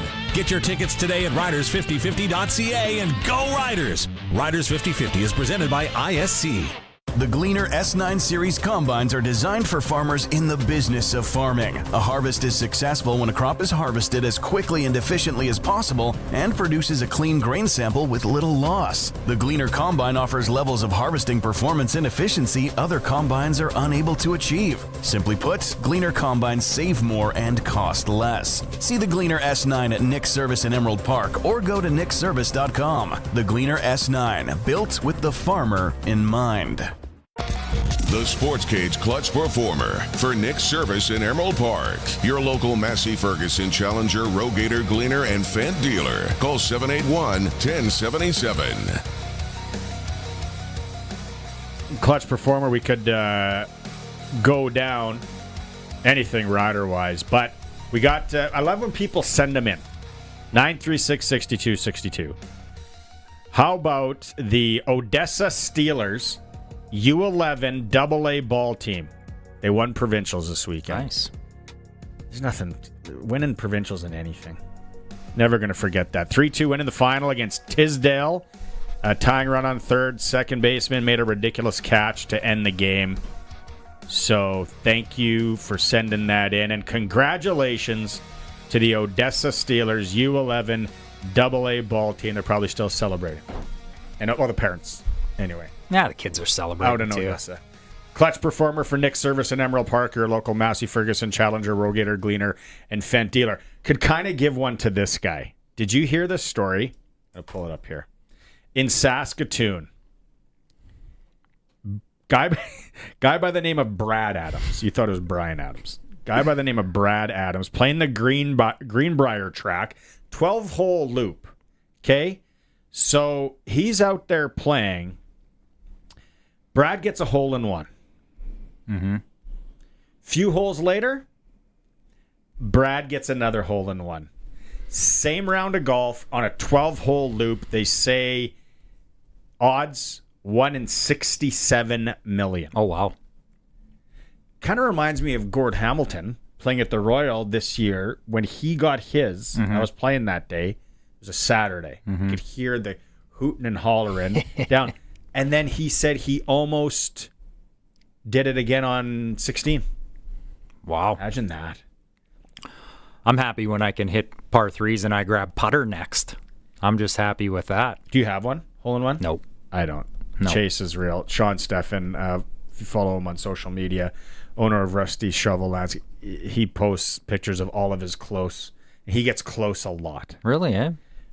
But yeah, I been close this year twice. how bad the game is. But Brad Adams, 2 aces in the same round on a 12-hole loop. That's Greenbrier? Greenbrier. Yeah. Brad Vinnick. Shout out, Saskatoon. Used to be at Holiday Park. Caddied for him. Holiday Park once. So that's... How about Luke Cote? Speaking of young Regina winning the Saskatchewan Am last week. And so he's got his name on the Provincial Amateur Trophy now and the Provincial Junior. Junior, yeah. It's a big deal. When I interviewed him on Friday, I said, do you understand like how big this is? He's like, kind of, yeah, there's some names on that trophy. Yeah, I think it's... I can't speak for the kid. I think it's going to hit him a little bit more. He's young and... lots of aspirations that maybe he feels like this is just a step in some ways for him. But yeah, it's a really big deal. We were really happy for him at the club. I had a chance to see him Friday as well when he came back. Got back from Humboldt. He came over by the club and I was still over there. So really, really excited for him. Big deal for our club to have the provincial amateur champion being from the Royal Regina. So I'm soft this way too. Like I just root for these people that are just great people. And Luke is such a good young person that you just love to see him have this success. He works so hard. He's great to the young other young juniors that are around the club. He's great to all our other members. Jumps out and plays with anyone. So to see him go there and get rewarded at a tournament like this, it really it really hits you. It was great. Speaking of the Royal Regina, we had Bruce Boudreau on Friday as well. Arash is on tomorrow. We have the Royal Dinner coming up August 28th. Yeah, Thursday, August 28th. So Thursday right into the long weekend. Explain to people, because there's a table left or a few spots left. What is it? What do you get? All that. Yeah, it's kind of your classic sportsman's dinner, where we'll get a nice little plated prime rib dinner and little champagne reception when you come through the door, and some appetizers. And can I put some orange juice in that for mimosa? Yeah, if you can do whatever you want. Once it's in your hands, it's yours. The whole point from us, from a club perspective, is the room is small intentionally. There'll be 110 to 120 people in the room, so it's an intimate setting, and you get to get in this room and be around Arash and Bruce and hear these stories and be able to interact with them and walk up and talk to them at some point in the night and kind of experience that club life and everything that we have to offer at the Royal Regina. So we've really liked it. This is the second time we've done it. The first one was a huge hit as we did a 10-year anniversary of the 2013 Grey Cup. So I'm looking forward to this one, Thursday, August 28th. Not an accident that it was Thursday leading right into the long weekend. Figured it's a great way to tee up the Labor Day weekend and have a nice little sports dinner and enjoy ourselves socially and lead right into the last long weekend of summer. Why wouldn't a guy have a champagne and prime rib going into the long weekend? Exactly. Get primed. How do people, if people are out there listening, you have to buy a table, or do you buy? Yeah, it's tables only as of right now. So we have 2 tables left, and it's tables only. And I'm hoping that we can move these last 2 tables in the next little short while here. But response has been real positive, and I'm really looking forward to it. I know Arash quite well. I've only had minor interactions with Bruce in setting this up, but I'm really looking forward to it. We've had a few calls, starting to tee it up and get some run a show going and all that. But I keep telling Arash to stop. Like I want to experience some of this stuff firsthand as he starts telling these stories, and so I'm really looking forward to it. And it'll be a great day and great evening with them. Yeah, just gonna be awesome. What's too bad is I hear he likes to play golf, but they just won't have enough time while he's here. But back home, I guess he plays golf frequently, 3-4 times a week. So that's going to be great. It's going to be great. Actually, my wife listened to the interviews last week, and she gets a kick out of Arash, and she's like, "That's the guy that's talking at the," and I'm like, "Yeah." I'm like, it's going to be good. The slap shot story of it, using the apartment, that was so great. We have a ton of texts to get to. You're always welcome to call. We got a few minutes of that. We'll take a quick break, and we'll come back. We'll touch on the running back situation, hits on the quarterbacks, But some people are putting their ranking of quarterbacks right now in the CFL as well. Thank you so much for chiming in on the Prairieland Rentals text line. It is a Sports Cage on the home of the Riders, 620 CKRM. Hey, let's hit up Pump Jack's Cathedral. Pump? You talking about my basketball shoes? No, Pump Jack's Cathedral. Who? Pump Jack's Cathedral Saloon and Steakhouse. They're open now. They've got a large selection of local draft and food and drink specials. Kids are allowed until 8. There's live entertainment every weekend. Let's go. I'm pumped. On the corner of Albert and 13th, Pump Jack's Cathedral Saloon and Steakhouse. Come early, stay late. The place where friends meet. So, since that little ding on my car last week, I don't know where to take it. I don't even know. That's easy. Take it to Regina Motor Products. Who said that? I did. Down here. I'm Terry the Tire. Regina Motor Products Chevrolet Collision Center and SGI accredited auto body repair is a full-service collision and body shop that works on all makes and models. Just submit your claim to SGI and set an appointment to get your appraisal done. Easy. I bet you're tired after saying all that. South at Highway 1 and 6, Albert Street. RMPChevrolet.com. Bidding is now open for the timed online farm equipment auction for Ryland Weir and Adam Corrigan of Nanner, Saskatchewan. Register to bid at macauctioncompany.com. Up for auction, Ford Versatile 846 four-wheel drive tractor, a Versatile 875, Case IH 1101 swather, a Seedhawk 40-foot air drill, a John Deere 4450, and 1,740 round and square hay bales. Bidding closes this Thursday, July 24th at 10 a.m. Experience the next level of cleanliness with B&Boa's Cleaning Services. We bring reliable service, eco-friendly practices, and flexible scheduling to homes, businesses, and industrial spaces. Whether it's your office, home, or warehouse, we'll have your space shining. B&Boa's Cleaning Services. From homes to industries, we clean with care. Visit bboascleaning.com. Calling all skilled heavy-duty mechanics. Core Industrial Services has an exciting opportunity for you. They're hiring a full-time heavy-duty mechanic to join them at their 9,000-square-foot shop in Rocanville, Saskatchewan. As a heavy-duty mechanic, you're responsible for performing maintenance and repairs on a wide range of equipment, from heavy machinery to light trucks and more. At Core Industrial Services, they believe in the power of teamwork. Apply today on their website at coreindustrial.ca or call them at 306-745-4844. Core Industrial Services, where expertise meets opportunity. Apply now. The ball is snapped. He scans the field. He's going deep. What a play! Rider fans, make your own great play by going to riders5050.ca. You can now buy tickets for every Rider game, home or away. You can also sign up for the 50-50 Club and never miss a draw, including the weekly loyalty and early bird prizes. All proceeds support amateur football in Saskatchewan, equipping the heartland, and just maybe score a big win. Get your tickets today at riders5050.ca and go Riders! Riders 5050 is presented by ISC. This is Sportscage. Watch our live stream at sportscage.com and on the radio at 620 CKRM. Okay, where do we want to go here first on the Prairieland Rentals text line, 600 Albert Street, where you get to deal with the owner. This is funny. Bob in Regina.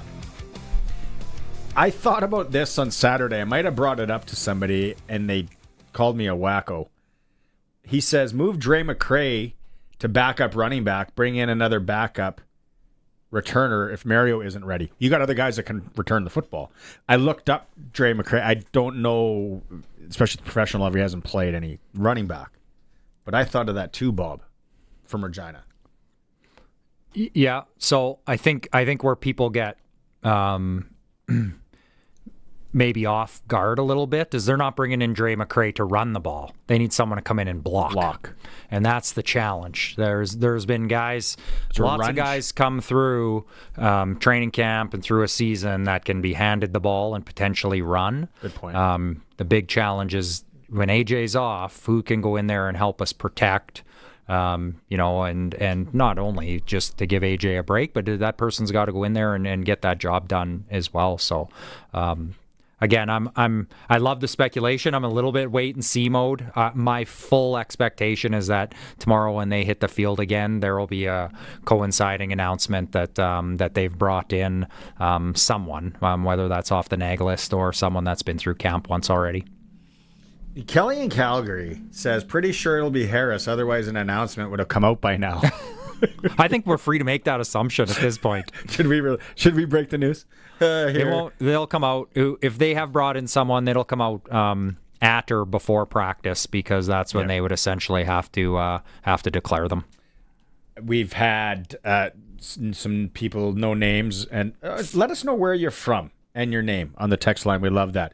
But also coming, Justin Manick and Corey also said Mario Anderson, who we mentioned was in camp, let go, and then the Derek in the YouTube chat, I love it, stirring the pot. Seems like Mario Anderson got on a plane to Regina today. So I don't know if he works for the Federal Aviation and he's got, or he knows someone at WestJet. There's, and very well. Canada. So sometimes those guys are great to bring back because they're familiar with the, familiar with the concepts and familiar with that playbook. They got introduced to it in training camp, but he may be in the mix there. But sometimes guys also get released in training camp because they just aren't there at the level. So whether that means that he just was a part of a number, so Mario maybe just gets pushed out because there's not a spot for him. But also maybe not. Maybe J.O.'s sitting in his office going, I got to go and find a guy or two that can potentially be better than that level. So we'll see. I'm confident tomorrow or the next day it'll come out. Randy from his lawn chair at Rowan's Ravine. Send in a picture, Randy. Make us jealous. His QB ratings, he would have V.A., Harris, Bo Levi Mitchell, Rourke, Alexander, Caleros, Brown. Very much the same, but then he's moving Rourke up. See, I have Rourke below Alexander and Caleros right now, even if Caleros is injured. We had somebody else mention that they don't think that Fajardo has played or started a game in Regina since he left. Yeah, I think he was hurt when he came through with Montreal previously. So can see it. Hamstring, I think, if I remember correctly back then, but could be. All right, keep them coming. 936-6262 Prairieland Rentals text line. We're coming back with a ticker. It is the Sports Cage. We are streaming at sportscage.com.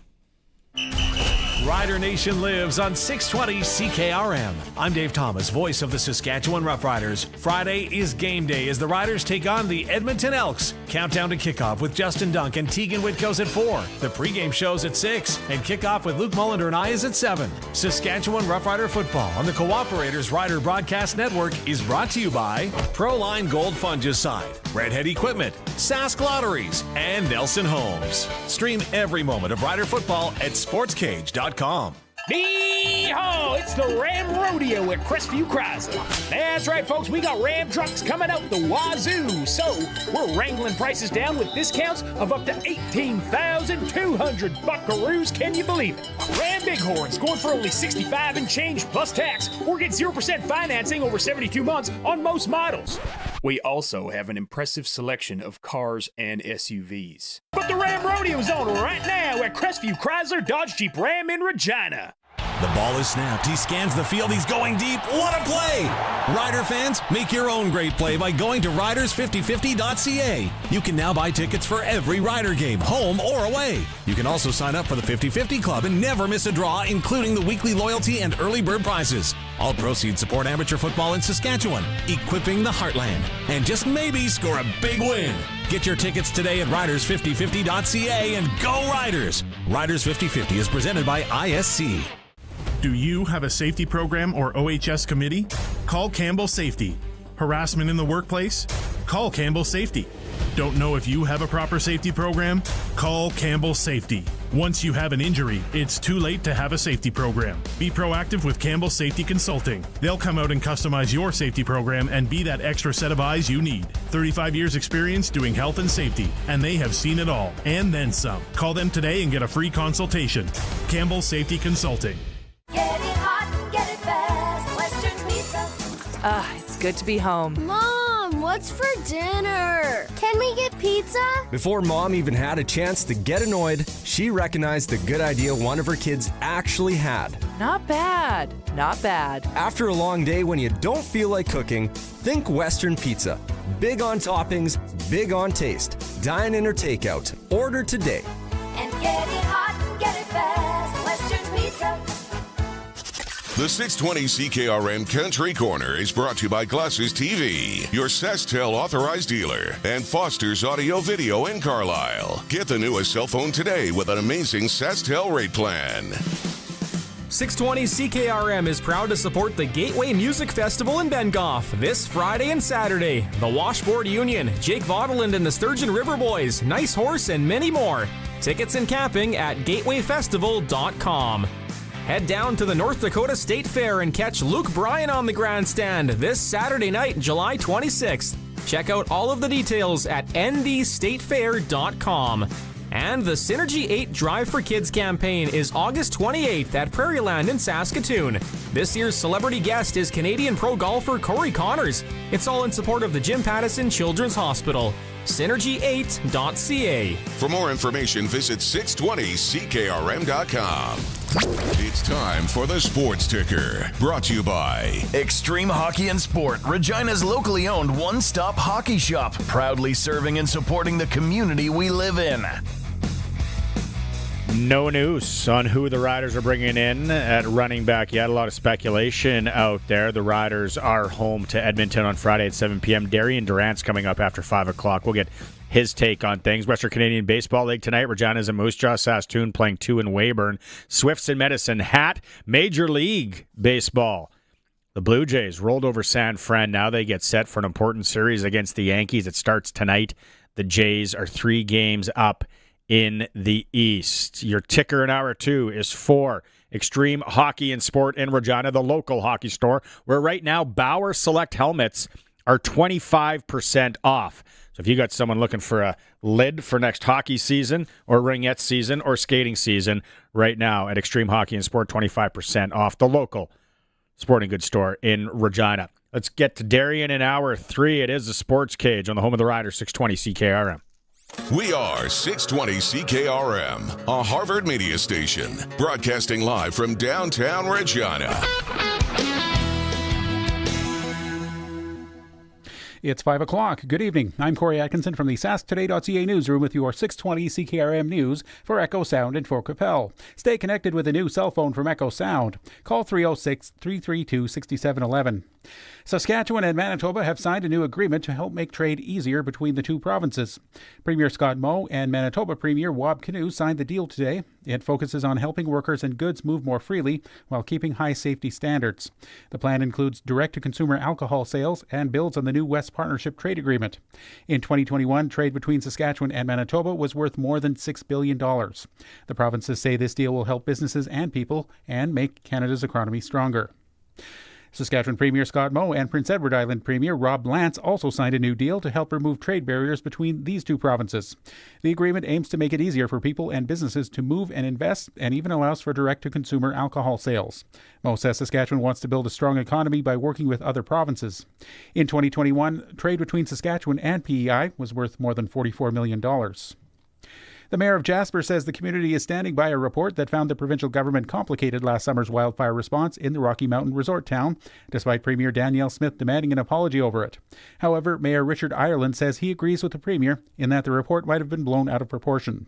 There is an observation, simply an observation, that the involvement of the province made the matter more complex. A neutral statement, not a political statement, just a description of what was apparent. This week marks the one-year anniversary of last summer's wildfire, which destroyed one-third of the town and displaced an estimated 2,000 people. The leader of the Assembly of First Nations says her communities need to be equity partners in major projects. Indigenous communities have expressed concerns with federal and provincial laws meant to fast-track major infrastructure projects to stimulate the economy facing tariff impacts. But AFN National Chief Cindy Woodhouse-Nepanak says it's important that First Nations leaders and premiers meet as equals. These conversations are not always easy. Our young country that we have with First Nations kind of always being on the sidelines, and it's time now in 2025 that First Nations are at the table. Woodhouse-Nepanak says it was a productive conversation when she met with Canada's premiers today during their 3-day summit on tariffs and trade in central Ontario. And the Saskatchewan RCMP is reminding everyone, wear a life jacket or personal flotation device every time you're on the water. It's the single best way to prevent drowning, and it could save your life in cold water. Make sure it fits, is in good condition, and is approved by Transport Canada. And remember, this applies to all watercraft, including paddleboards and inflatables. Set the example and stay safe, and wear your life jacket. That was your 620 CKRM News.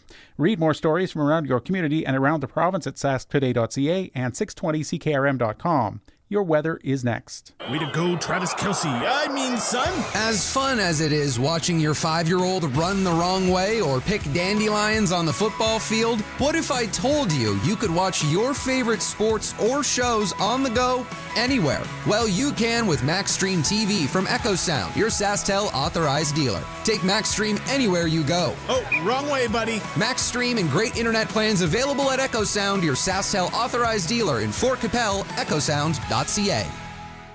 Let's get out on the water.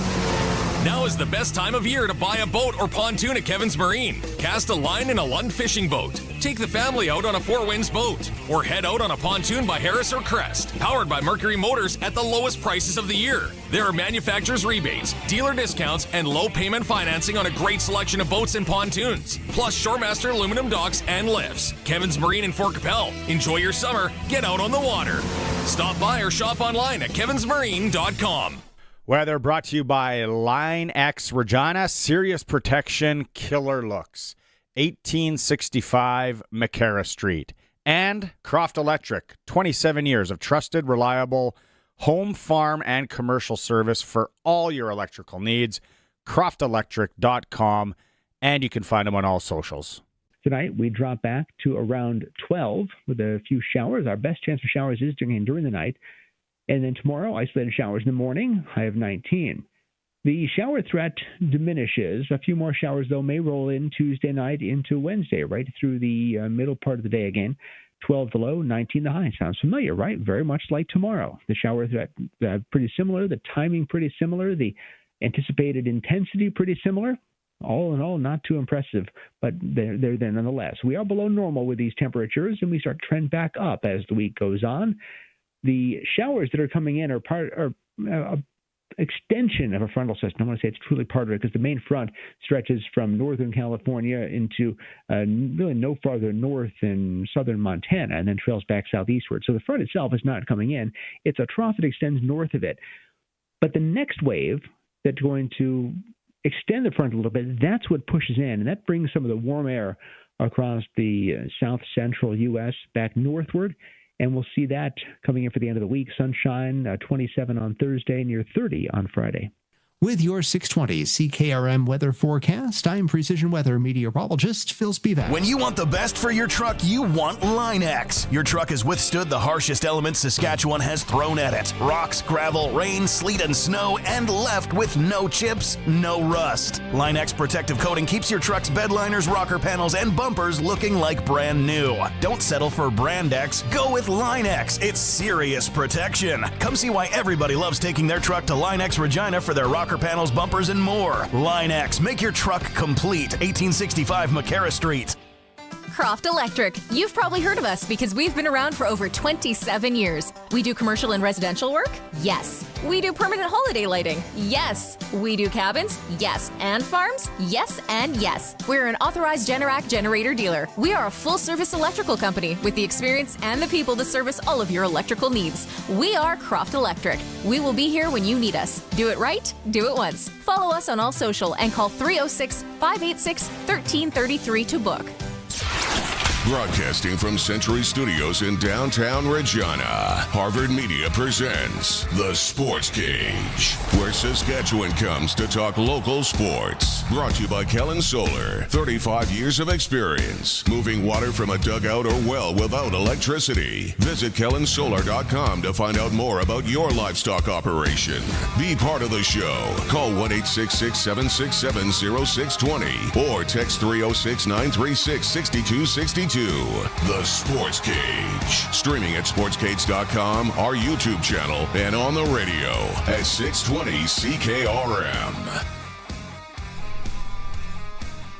One more hour of the show, whether you're driving home, working out on the farm at the lake, Some people are sitting on a chair listening to us at the lake. Thank you very much on the streams or on the radio or through YouTube. A lot of great comments coming in. Ryan Pollock's with me for the next hour. We got Darian Durant standing by. And keep the text coming.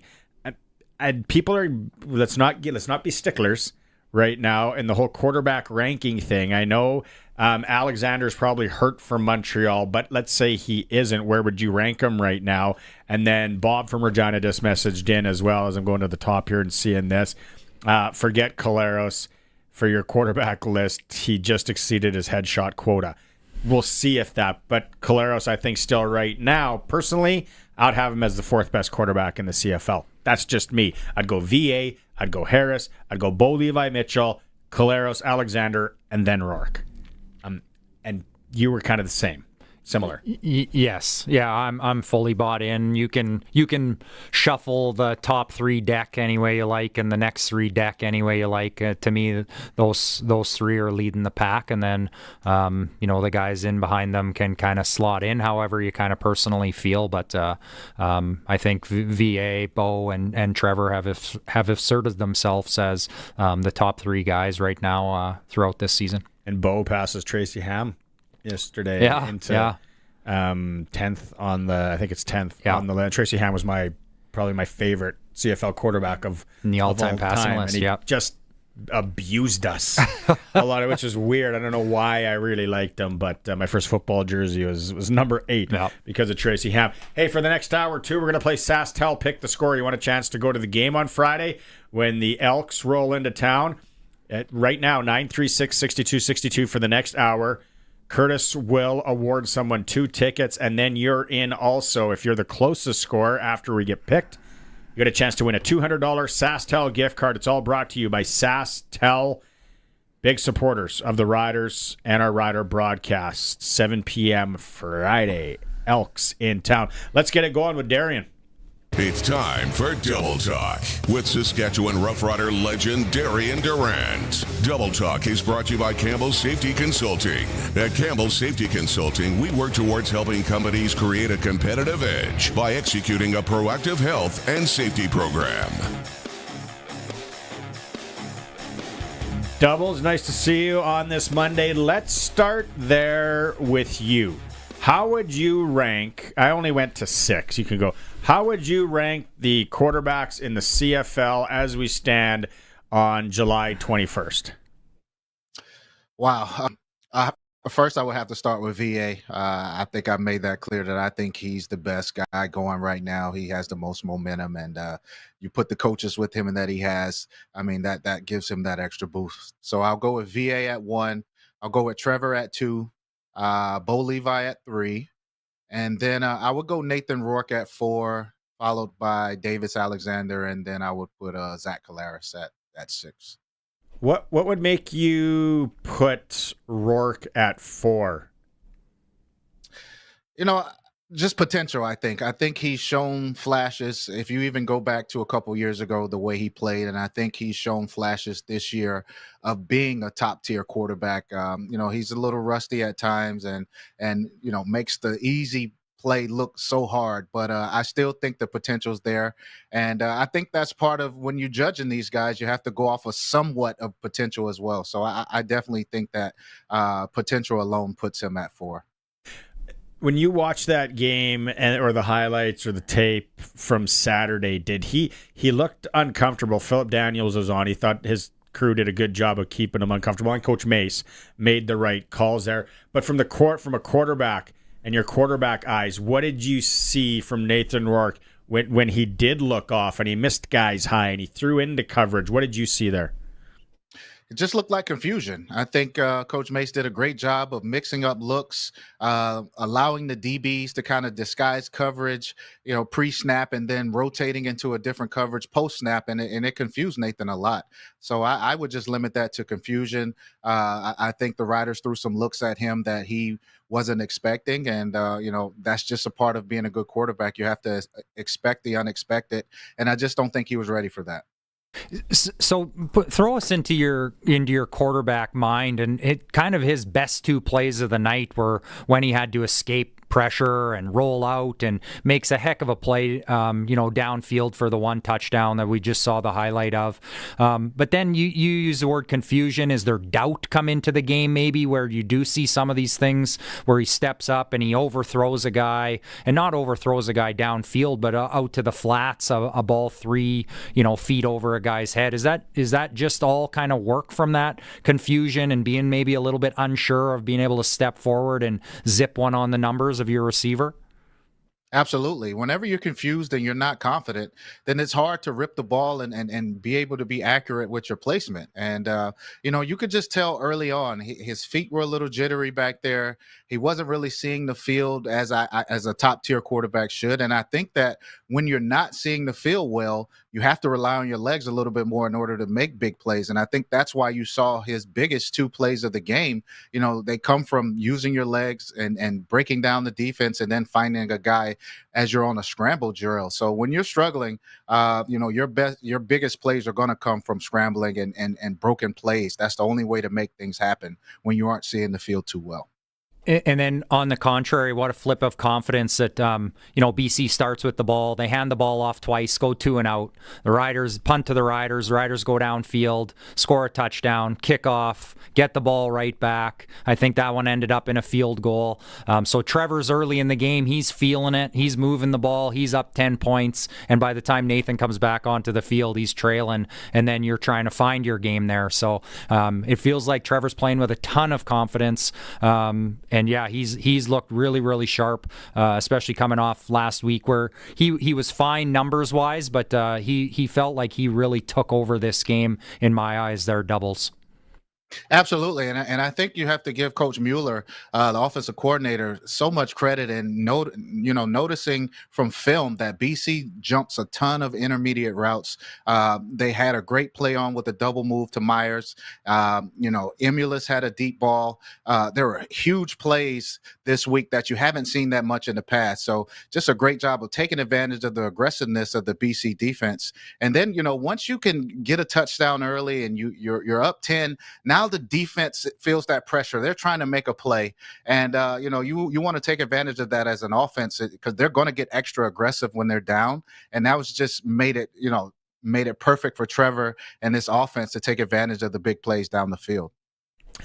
Was there a play offensively that you were really impressed with, something that surprised you? Harris going deep, the little dump off to AJ, I thought was a sexy looking play. Anything from your scope?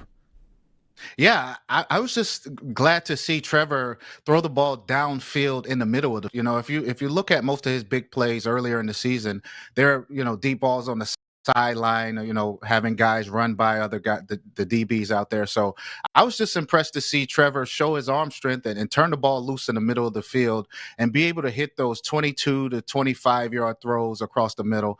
I'm not saying that I was sitting here questioning if he still had it, but it was just good to see him stretch the field throughout the middle and not necessarily attack the sidelines.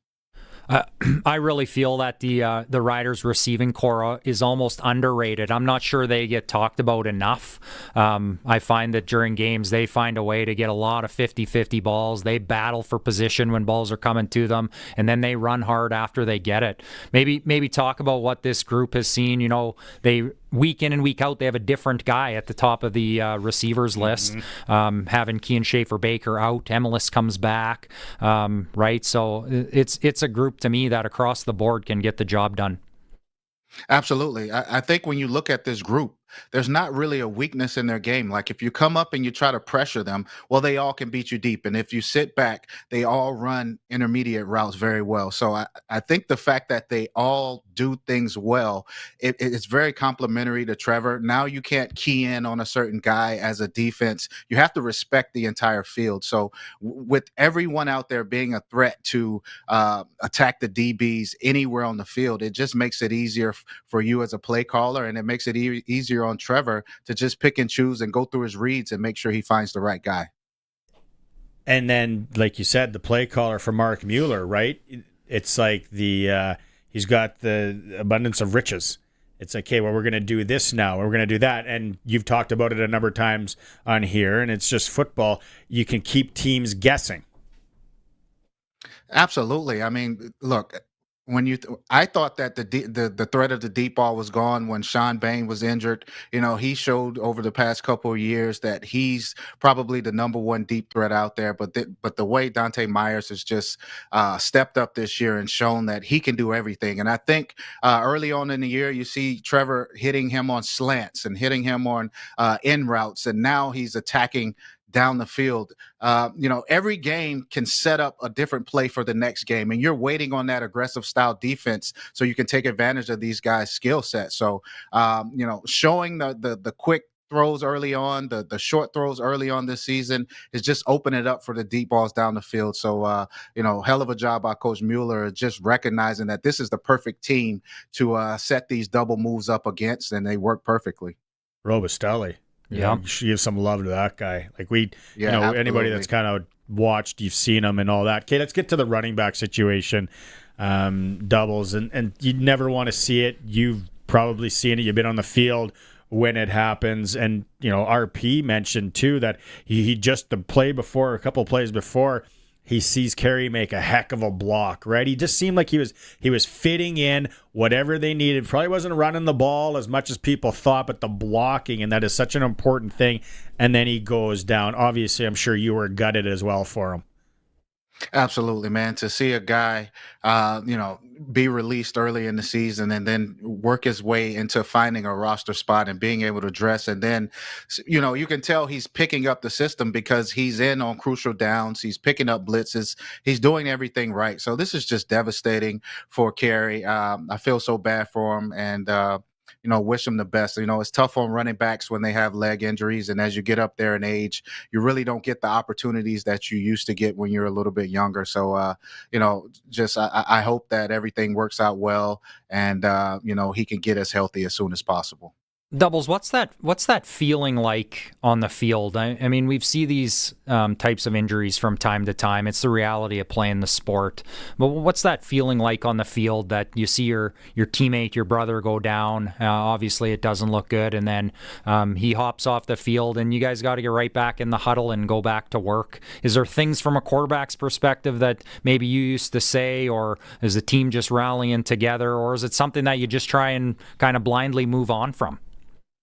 I mean, of course, you say your prayers first and foremost, but you let the team know, like, let's do it for Kadeem. Let's make sure we go out there. We all know how hard he's worked to get to where he is now, the unfortunate situation he had in Toronto. So you go out there and you want to, put your game on the line and do everything you can to at least bring back the win for him. I mean, there would be nothing worse than to fly back after a loss knowing that one of your brothers went down with such a horrific injury. So you just want to get out there, and you have to forget it because it's such a gladiator sport, and you can't go out there and play tentatively, but of course you keep it in the back of your mind that these things can happen, and you feel bad for them, but let's go out there and win the game for them as well. All right, the tough question in the debate we've been having, and people have been texting in a lot. What would you do? And Luke brought in a good point and then you brought up a good point too, where you got guys on the neg list and all that. A lot of people are throwing out Walter Fletcher. A lot of people throwing out, including me, Frankie Hickson, who knows it. There was Mario Anderson, who was let go after camp. What would you do? At this point in the season, you have to go with a vet. I think, AJ is one hit away from, the same type of situation. You hope that it doesn't happen, but you want a veteran guy in there. I'm sure Trevor would love a veteran guy beside him that can pick up these blitzes and these odd looks that some of these defenses may give you. So, I'm for building up a young guy, but at this point in the season, when you're playing well, I think you have to be a veteran. Out of 100, odds that Andrew Harris could play a couple games? I don't think he could. No, I don't think he could. Not at this point, man. I mean, asked you. You said you had a few plays left in you. I know, but I don't have to run, right? It's different for a running back. I don't know, man. I mean, it depends. You know what? I don't know Andrew well enough to know how good of shape he keeps himself in. So don't let me answer that. But as a running back, and you haven't been training extensively for a long period of time, it's tough. Oh yeah, it would be tough for sure. Need him to play a few blocks. That's right. Hey, he has to run the ball last week too we now. were sitting here after the Riders lost versus Calgary, talking about how difficult the West Division is going to be. Do you feel like your feelings have changed at all? Seeing it in now we're 7 games in. There's been a lot of lopsided games. It felt like BC was going to be a threat. And again, it's just one game. I don't want to overstate it. But it feels to me like Calgary and Saskatchewan have really asserted themselves on top of this West Division, and the other teams at this point are chasing them. Yeah, I would definitely put Calgary and Sask at the top of the league. A lot of people are looking at Winnipeg and kind of feel like they're out of it, but I wouldn't count them out, man. Whenever you're consistently playing for the championship year after year, I need to see a season where they either don't make the playoffs or get knocked out in the first round for me to say that they're done. So that's a veteran team over there. Of course, Zach, he's been dealing with getting banged up a lot, but it's just something about a team that has a championship pedigree that you just can't count out. So I definitely will put Calgary and Sask at the top, but I just cannot see a world where I don't include Winnipeg in that just because they've lost a couple games early on in the season. Did you watch that? Did you have a chance to watch that Calgary-Winnipeg game? Yes, I did. Main takeaways from that? I mean, Calgary is who we thought they were. I mean, this team is just playing outstanding football. That defense led by Baron Miles, the offense led by Dickey. I mean, I think you have to more so give Calgary the credit than say, Winnipeg didn't play well. I mean, when you're playing against a good football team and possibly the best football team in the league, I mean, no one really would play well against them. So I just want to see how the season progresses a little bit, see Winnipeg against some other teams, and then I can be the judge on them a little bit more. But right now, Calgary's the top dog, and they're playing like it each and every week. It's not how it works, Doubles. We need answers now. You don't get to wait.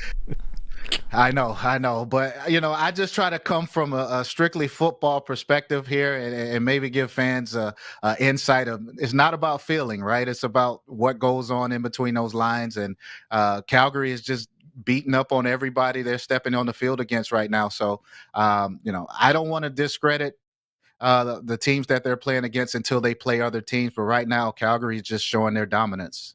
So many question marks too with some quarterbacks being in and out, and we know that this is a heavily quarterback driven league. So we start to see Davis Alexander now come back from injury, get a win. Now he's back on the 6-game injured list again. Zach questioning what he'll be this week after him getting knocked out of the game there as well. So a lot of up in the air of teams, just maybe we don't know what they are right now. Exactly. It's so early in the season, right? And we used to have, as you know, RP, we had a saying in the locker room that the real season doesn't really begin until after Labor Day. You want to try to compound as many wins as you can earlier in the season, but you know exactly who you are after Labor Day. And I think we'll have a better picture of who these teams are, especially Montreal and Winnipeg, when they can get their quarterbacks back. Who does young Damian Alford remind you of there as a receiver? Tall guy, out jumping everybody, just throw him up. Yeah, Curtis is doing the, what is it, Moose. Yeah. Does he remind you of anybody, Doubles? Oh, man, that's so tough. I can't recall a 6'6", 6'7" guy with that type of speed that I've ever seen in the CFL. I mean, I guess the closest guy would be a young S.J. Green, but, SJ was more of your intermediate guy. He wasn't, beating you with speed down the field. So, this is kind of a unicorn situation, I think. I don't think I've seen a guy this tall with the ability to break down run routes, catch the 50-50 ball, just be able to do any and everything. So it's looking like he's going to be a special player. We better enjoy him in the CFL while we Absolutely. can. So definitely going to be shipped off somewhere. All right, what do you think about Edmonton coming in? Coach Mace didn't want to call it a trap game. He's like professional football. Edmonton coming in last year, they came in 2, and we were 3-0 when they came in or whatever, and they beat us 4-0 last year. What do you see with Edmonton rolling in here with their revolving quarterback door a little bit? don't think Coach Mace will let this team sleep on Edmonton this year. Especially coming off of a bye, they're going to have some trick plays. They're going to try to do some things differently with Trey Ford, but I don't think Coach Mace will let his team slip up and overlook this game. So, and as far as Edmonton goes, I really think that there'll be a quarterback change within the next couple weeks. I like Trey Ford as an athlete, but I just don't think that he has the talent around him, one, and the system, that allows him to thrive. So I don't think this will be a trap game at all. I think the Riders will come out ready to go, and I don't think it'll be close. All right, we're playing SaskTel Pick the Score, and it's Monday, and we usually ask you, give us your score for this week. I think it'll be a 35-20 game with the Riders. They take care of Edmonton pretty easily, I think, and I think we'll see Cody Fajardo in the second half for the Elks. There we go. All right, Doubles. Thanks so much for doing this. Let's regroup on Monday. Sounds good. Thanks, guys. Dubs. Double Talk with Darian Durant brought to you by Campbell Safety Consulting. If your workplace doesn't have the proper safety program, you can call them at Campbell Safety Consulting. 35-20. I haven't had a chance to look at what the over-under would be. I nailed all three of my Rider. Hey, hold on, though. The Rider game, I had Myers, anytime touchdown. I had Riders heavy on the money line. And I hit the over-under, but then... Oh, and get this, I took...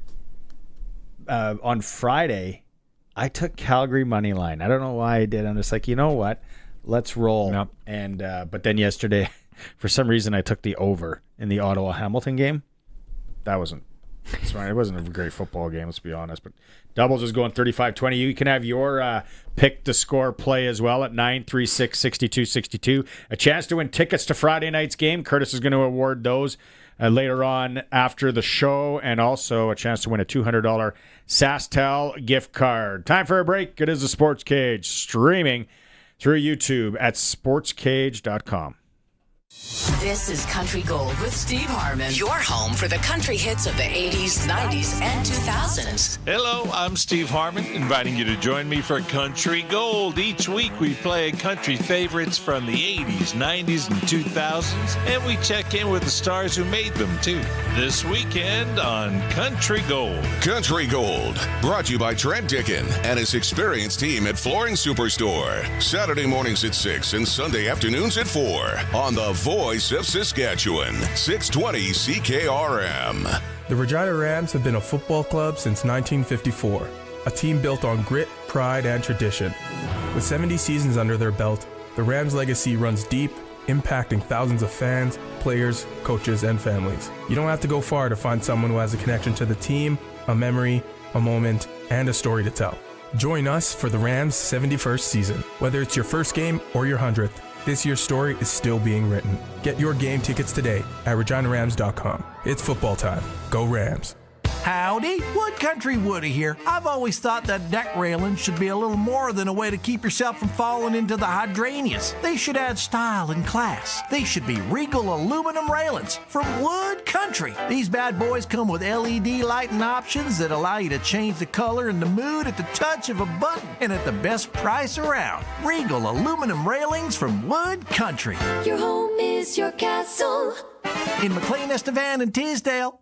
Wood-country.com. 620 CKRM and Harvard Media believe in being accountable to you, the listener, which is why we participate in the Canadian Broadcast Standards Council. We are committed to upholding the highest standards of broadcast excellence and adhering to the codes and conduct administered by the CBSC. If you have a comment to make about our programming or a concern about something you heard on our station, contact us on our website, 620ckrm.com. or visit the CBSC's website, cbsc.ca. You know them as TM Auctions, but Terry McDougall and Tam Kostanek would like to introduce their new name, McBids. Now known as McBids, they will continue to proudly serve Saskatchewan. With over 50 years combined experience in the auction and appraisal industry, experience, trust, and transparency are words they live by, and they will continue to do so as they invite you to join them as they continue their journey as McBids. Give them a call at 306-262-6327 or visit McBids.ca McBids.ca. McBids, same trusted team, bold new brand.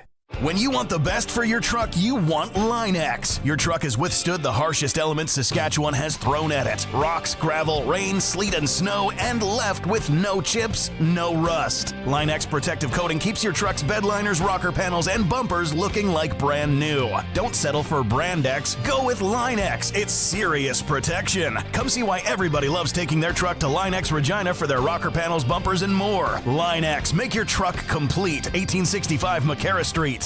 It's time for the Sports Ticker, brought to you by Steelcraft Doors Regina, made in Western Canada for Western Canadians. All right. Yeah, missed everybody's talked to Darian. Riders haven't signed a running back yet. Maybe tomorrow we'll see that come down. Nothing else new as players weren't on the field today. They're home to Edmonton Friday at 7 p.m. Regina's at Moose Jaw tonight in the Western Canadian Baseball League. Saskatoon's playing a double dip in Weyburn, Swifts, and Medicine Hat. Major League Baseball, the Jays and Yankees start a series tonight. The Jays are 3 games up in the AL East. And don't forget, you don't want to miss the latest news from Riderville with the Sportscage Insider Report. Sign up today by clicking on the Insider Report at sportscage.com. The latest news on the Roughriders will be delivered daily to your inbox with a chance to win Roughrider tickets. All you need to do is find the code word to enter. That is your Hour 3 Sports Ticker for our friends at Regina Steelcraft Doors. Built in Western Canada for Western Canada, and they're now into their new 40,000 square foot location. So if you need a garage door, they have it. A lot of pick the scores coming in, fellas. SaskTel picked the score up until the top of the hour, and everybody's picking the Riders for the most part. So there's a little tip for everyone that wants to play along. Yeah, I would say, like Darian said, Coach Mace isn't going to let what happened last year when Edmonton had no business.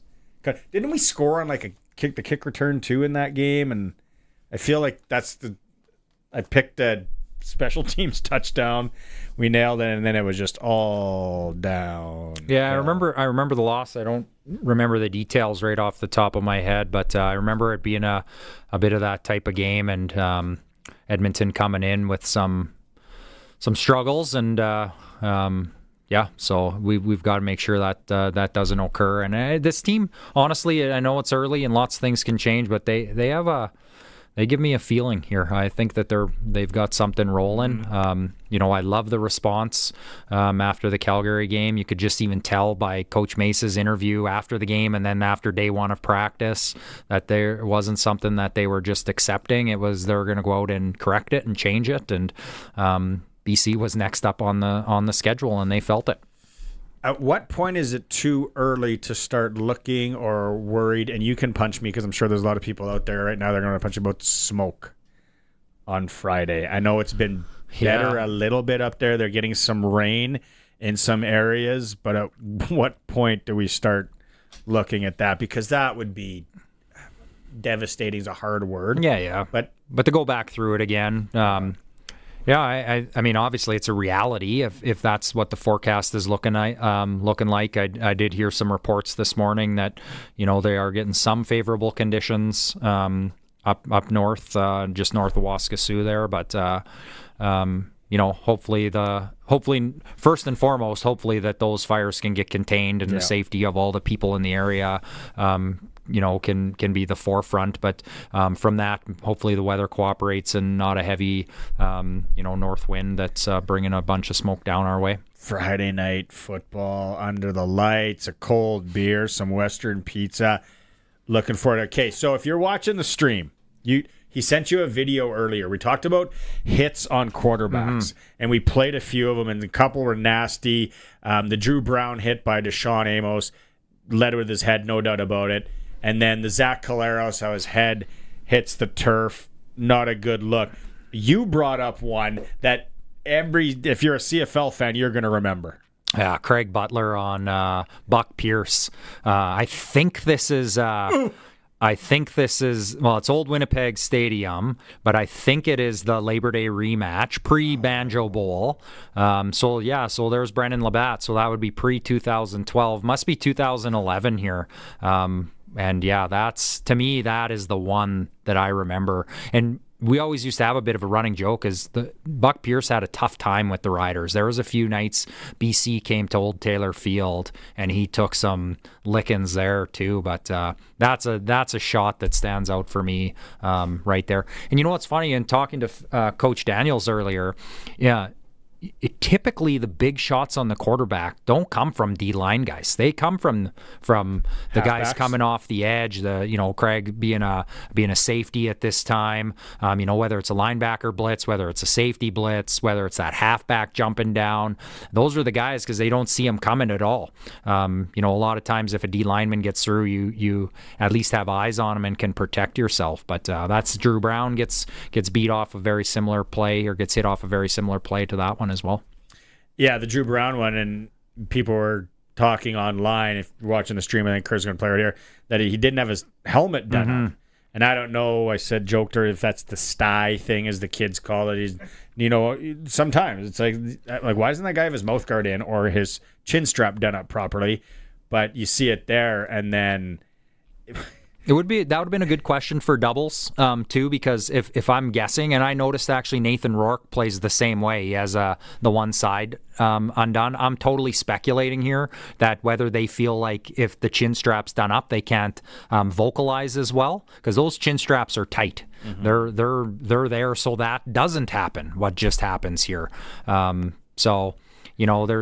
a two-way street in my mind. I'm not saying that's he deserved to get the crown of the helmet to the jaw here, but would that other, would that being placed on right and buckled up helped him? Well, it wouldn't have hurt him more, right? So, True. Sure.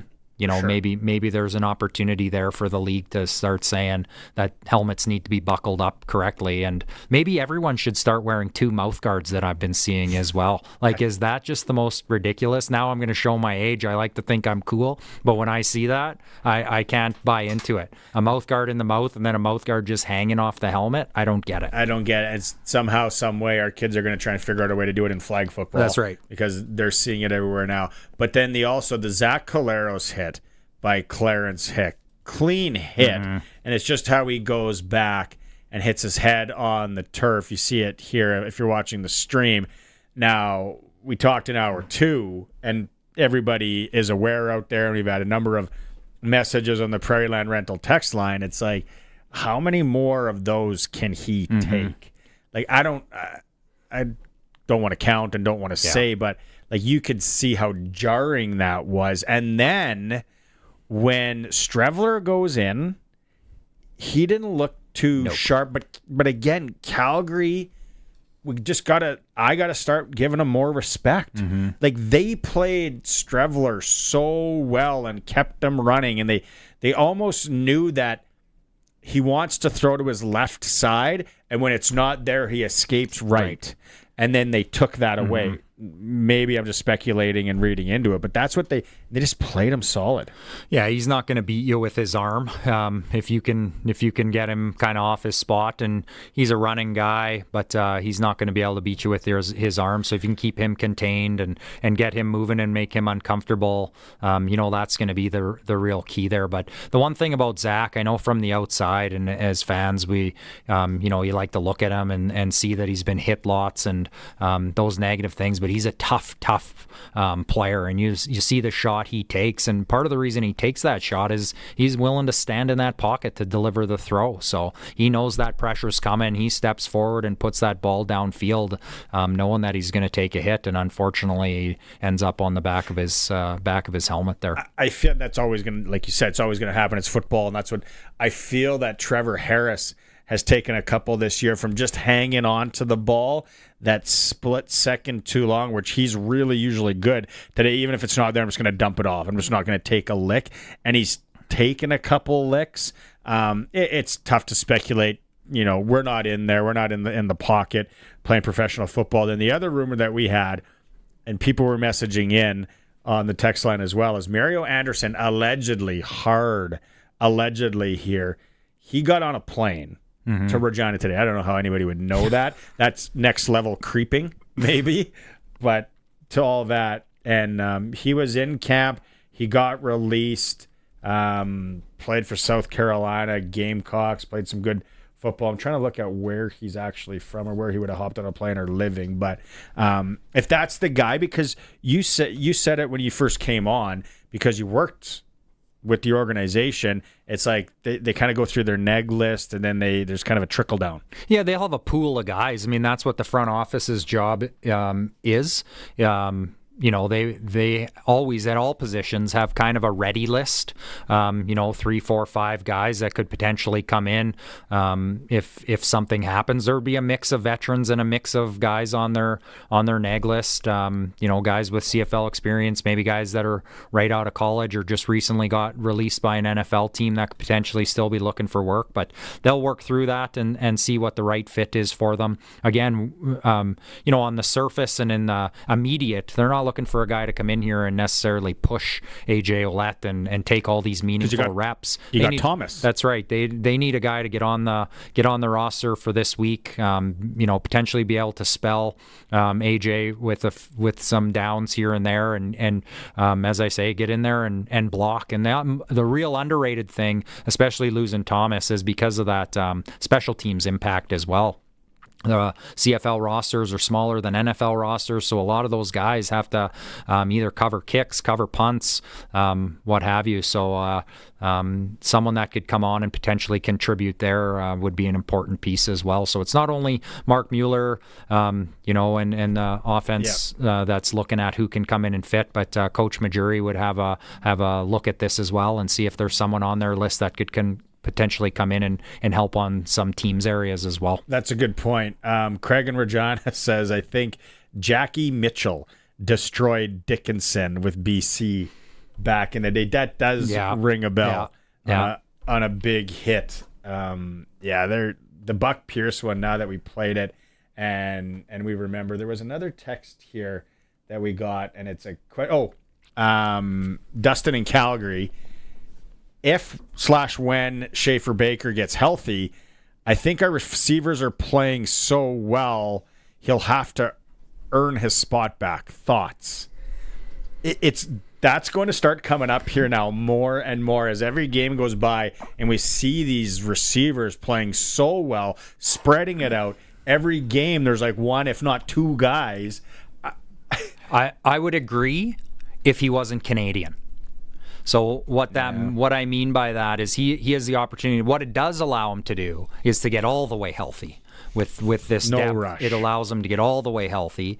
But being able to add a game changer, a guy of his level, and be a Canadian to help the ratio, and being able to put American on somewhere else, whether that's even the starting role or just in a support role somewhere, that's a big piece. The hard part is going to be is that an American receiver, one of these guys that's playing so well right now, is going to come off. It's the bad side of having so much good, but in the end, there's going to be guys that get nicked up and need to come out, and it's just the reality. Who do you think comes out first? Well, honestly, it's tough to say. On the surface, I would say Roselli. He's the last guy to go in. On the surface, I'd say he'd be the first guy to come out. But that's what's been the challenge. And sometimes those guys go in, they get an opportunity, and they do things that we don't see because so much goes into just catching balls. That's part of it for sure. But when you run 70 offensive plays and you get 4 catches potentially, there's a lot of plays out there that you got to be doing your job, whether you're blocking, whether you're coming into the box and helping out, whether you're just stretching the field and running hard to open up and underneath. The list goes on, but there's lots of things that go into that grading part. And the opposition. Does it fit well against what the opposition's going to have on the other side? Because the Riders are home to Edmonton this Friday, and then it's Montreal. Mm-hmm. And going into Montreal, tough place to play. So, it's a really good debate, and I think that one's going to have legs for a while. I would think as well, Robustelli would be the guy. Who knows? But there's going to be no rush in Kean Schaefer-Baker coming back for sure. And then on the running back, now I'm starting to with this Anderson debate and what people are messaging in and saying that it, I would have, on the surface and right away, I was like, oh, Frankie Hickson knows the playbook. He's here. How the breakup, finished and he left town, I don't know. Maybe there is some hard feelings there. Maybe some things were said. Never know that it's not back. And then what is Walter Fletcher doing? I know Curtis efforted today to try and track him down and see what he's up to or try and figure out anything, which we couldn't. So there's a lot to talk about, and there's going to be a lot to talk about this week. But would you think that some sort of release comes tomorrow before practice? It'd be my guess. My guess in my limited experiences around those situations, it's not a Sunday morning thought even. There's been times in my time around the team that situations like this happen and you're already making phone calls in the middle of the game and reaching out to an agent or trying to get some things in order, because you are looking at guys that could be in North Carolina at the time or in Florida. Three connectors to get to Regina. That's right, and making sure that they have a passport or they travel ready, which usually when they're on the ready list, those questions have already been asked. But yeah, it's wheels in motion, and you'd want to get someone in here and get them that 3 days of practice. And sometimes it's not possible. And sometimes if it is a veteran guy, you get him when you can get him, if you feel like that's the best option. But as I said earlier, if I was a betting man, which I am occasionally, I'd like to dabble a little bit, not too often, but why not? If I was a betting man, I would say that there'd be some sort of release sometime tomorrow morning before practice, and we'd see a body or potentially two come out to practice. I want to give a shout out here to the Bomb Squad from Regina, representing Canada at the 14U international tournament, or international side of the tournament at the NFL Flag Championship in Canton, Ohio. We had a couple of them on the show a few weeks ago. They lost in the semifinals to Mexico, 21-14. Mexico goes on and wins gold. They beat Mexico in the preliminaries, so good showing from the club there. And also Saskatchewan took bronze at the U18 Football Canada Cup, beating Quebec 36-8. I think Alberta came back and beat Ontario in the final on that, so good showing to them. We're playing SaskTel Pick the Score, 936-62-62. Curtis, should we go into the Red Sox report now? Before? Is that a good idea? And kind of wrap things up with RP? Let them know. Royal Dinner, if anybody wants to come and watch Bruce Boudreau and Arash Madani speak. Hey, you get Ryan will be there as well. I'll be there. I might even say a couple words. It's look up. How do they get? Just email the club? Yeah, contact the club. We've got a couple of, literally a couple, 2 tables open right now. If you're interested in a table, right now it's only tables. So email the club. It'll get to me and I'll get you sorted.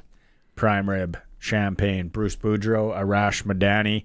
A lot of fun. Thanks again for coming in and doing this on a Monday. Fun. Busy day. It was lots of good sports talk. Thanks for having me. Yeah, you go into prepping the show on Saturday, you're like, wow, what are we going to talk about? And then, boom, before you know it on Monday, there is a lot. So, yeah, we'll get right now, before we send her off, to Tegan, who has the Red Sox report.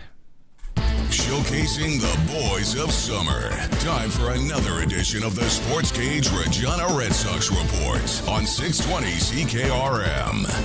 For Unifor 594, energy workers putting the care in career since 1942. Safety is our business. I'm Tegan Whitco. The Regina Red Sox are back on Saskatchewan soil following a tough Alberta road swing. That's where they managed just 1 win in 4 games against both the Brooks Bombers and Okotoks Dogs. Last night's game in Moose Jaw was washed out due to rain, but the Sox won't have to wait long to get back on the diamond. They'll square off with their Trans-Canada rivals tonight in a makeup game to launch another jam-packed week of action. And it is a busy stretch for the Red Sox, starting with a swing through Medicine Hat, then Lethbridge, and then a Friday night rematch against the Mavericks on the road.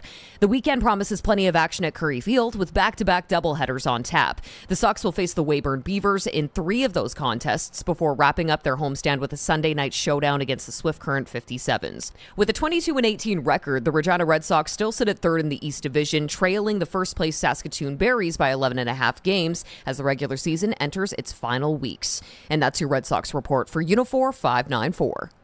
Don't miss the McDougall Auctioneers Unreserved Pre-Harvest Egg Sale closing July 23rd at 10 a.m. This auction is one of the largest Claas Combine auctions to hit the unreserved market in 2025. Up for auction, case 2016 to 2018. Claas models 590R, 740, 750 TT, 760 TT, 8700, 8700 TT, and 8800 TT, 2009 to 2021.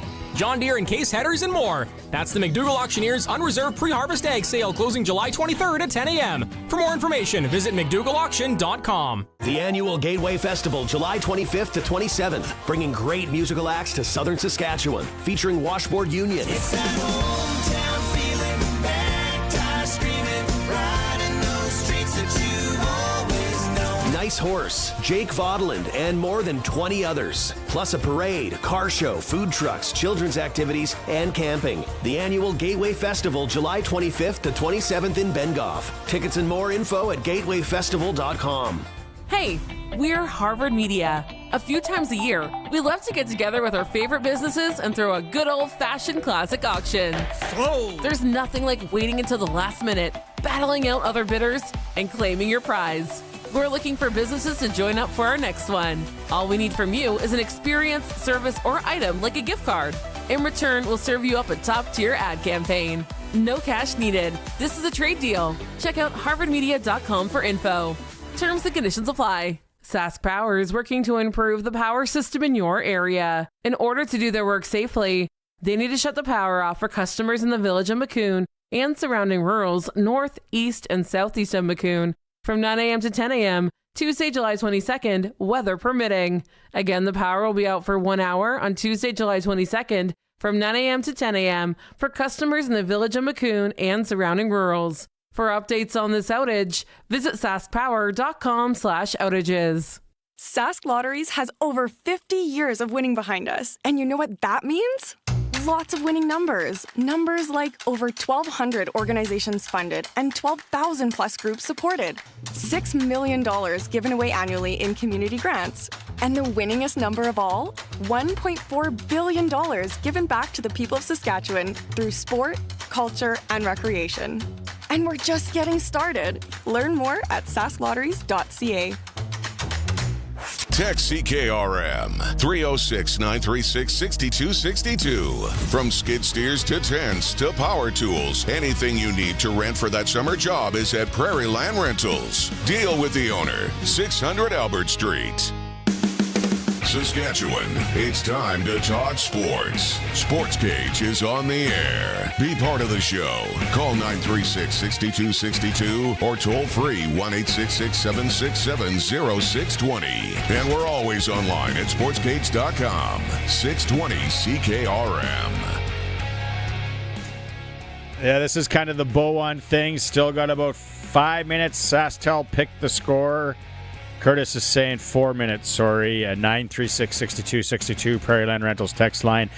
Show tomorrow, we're going to talk about the good things and the new things that are coming up for the Saskatchewan Roughrider Foundation. We're the 50-50 right now, and you get into the early bird for this week.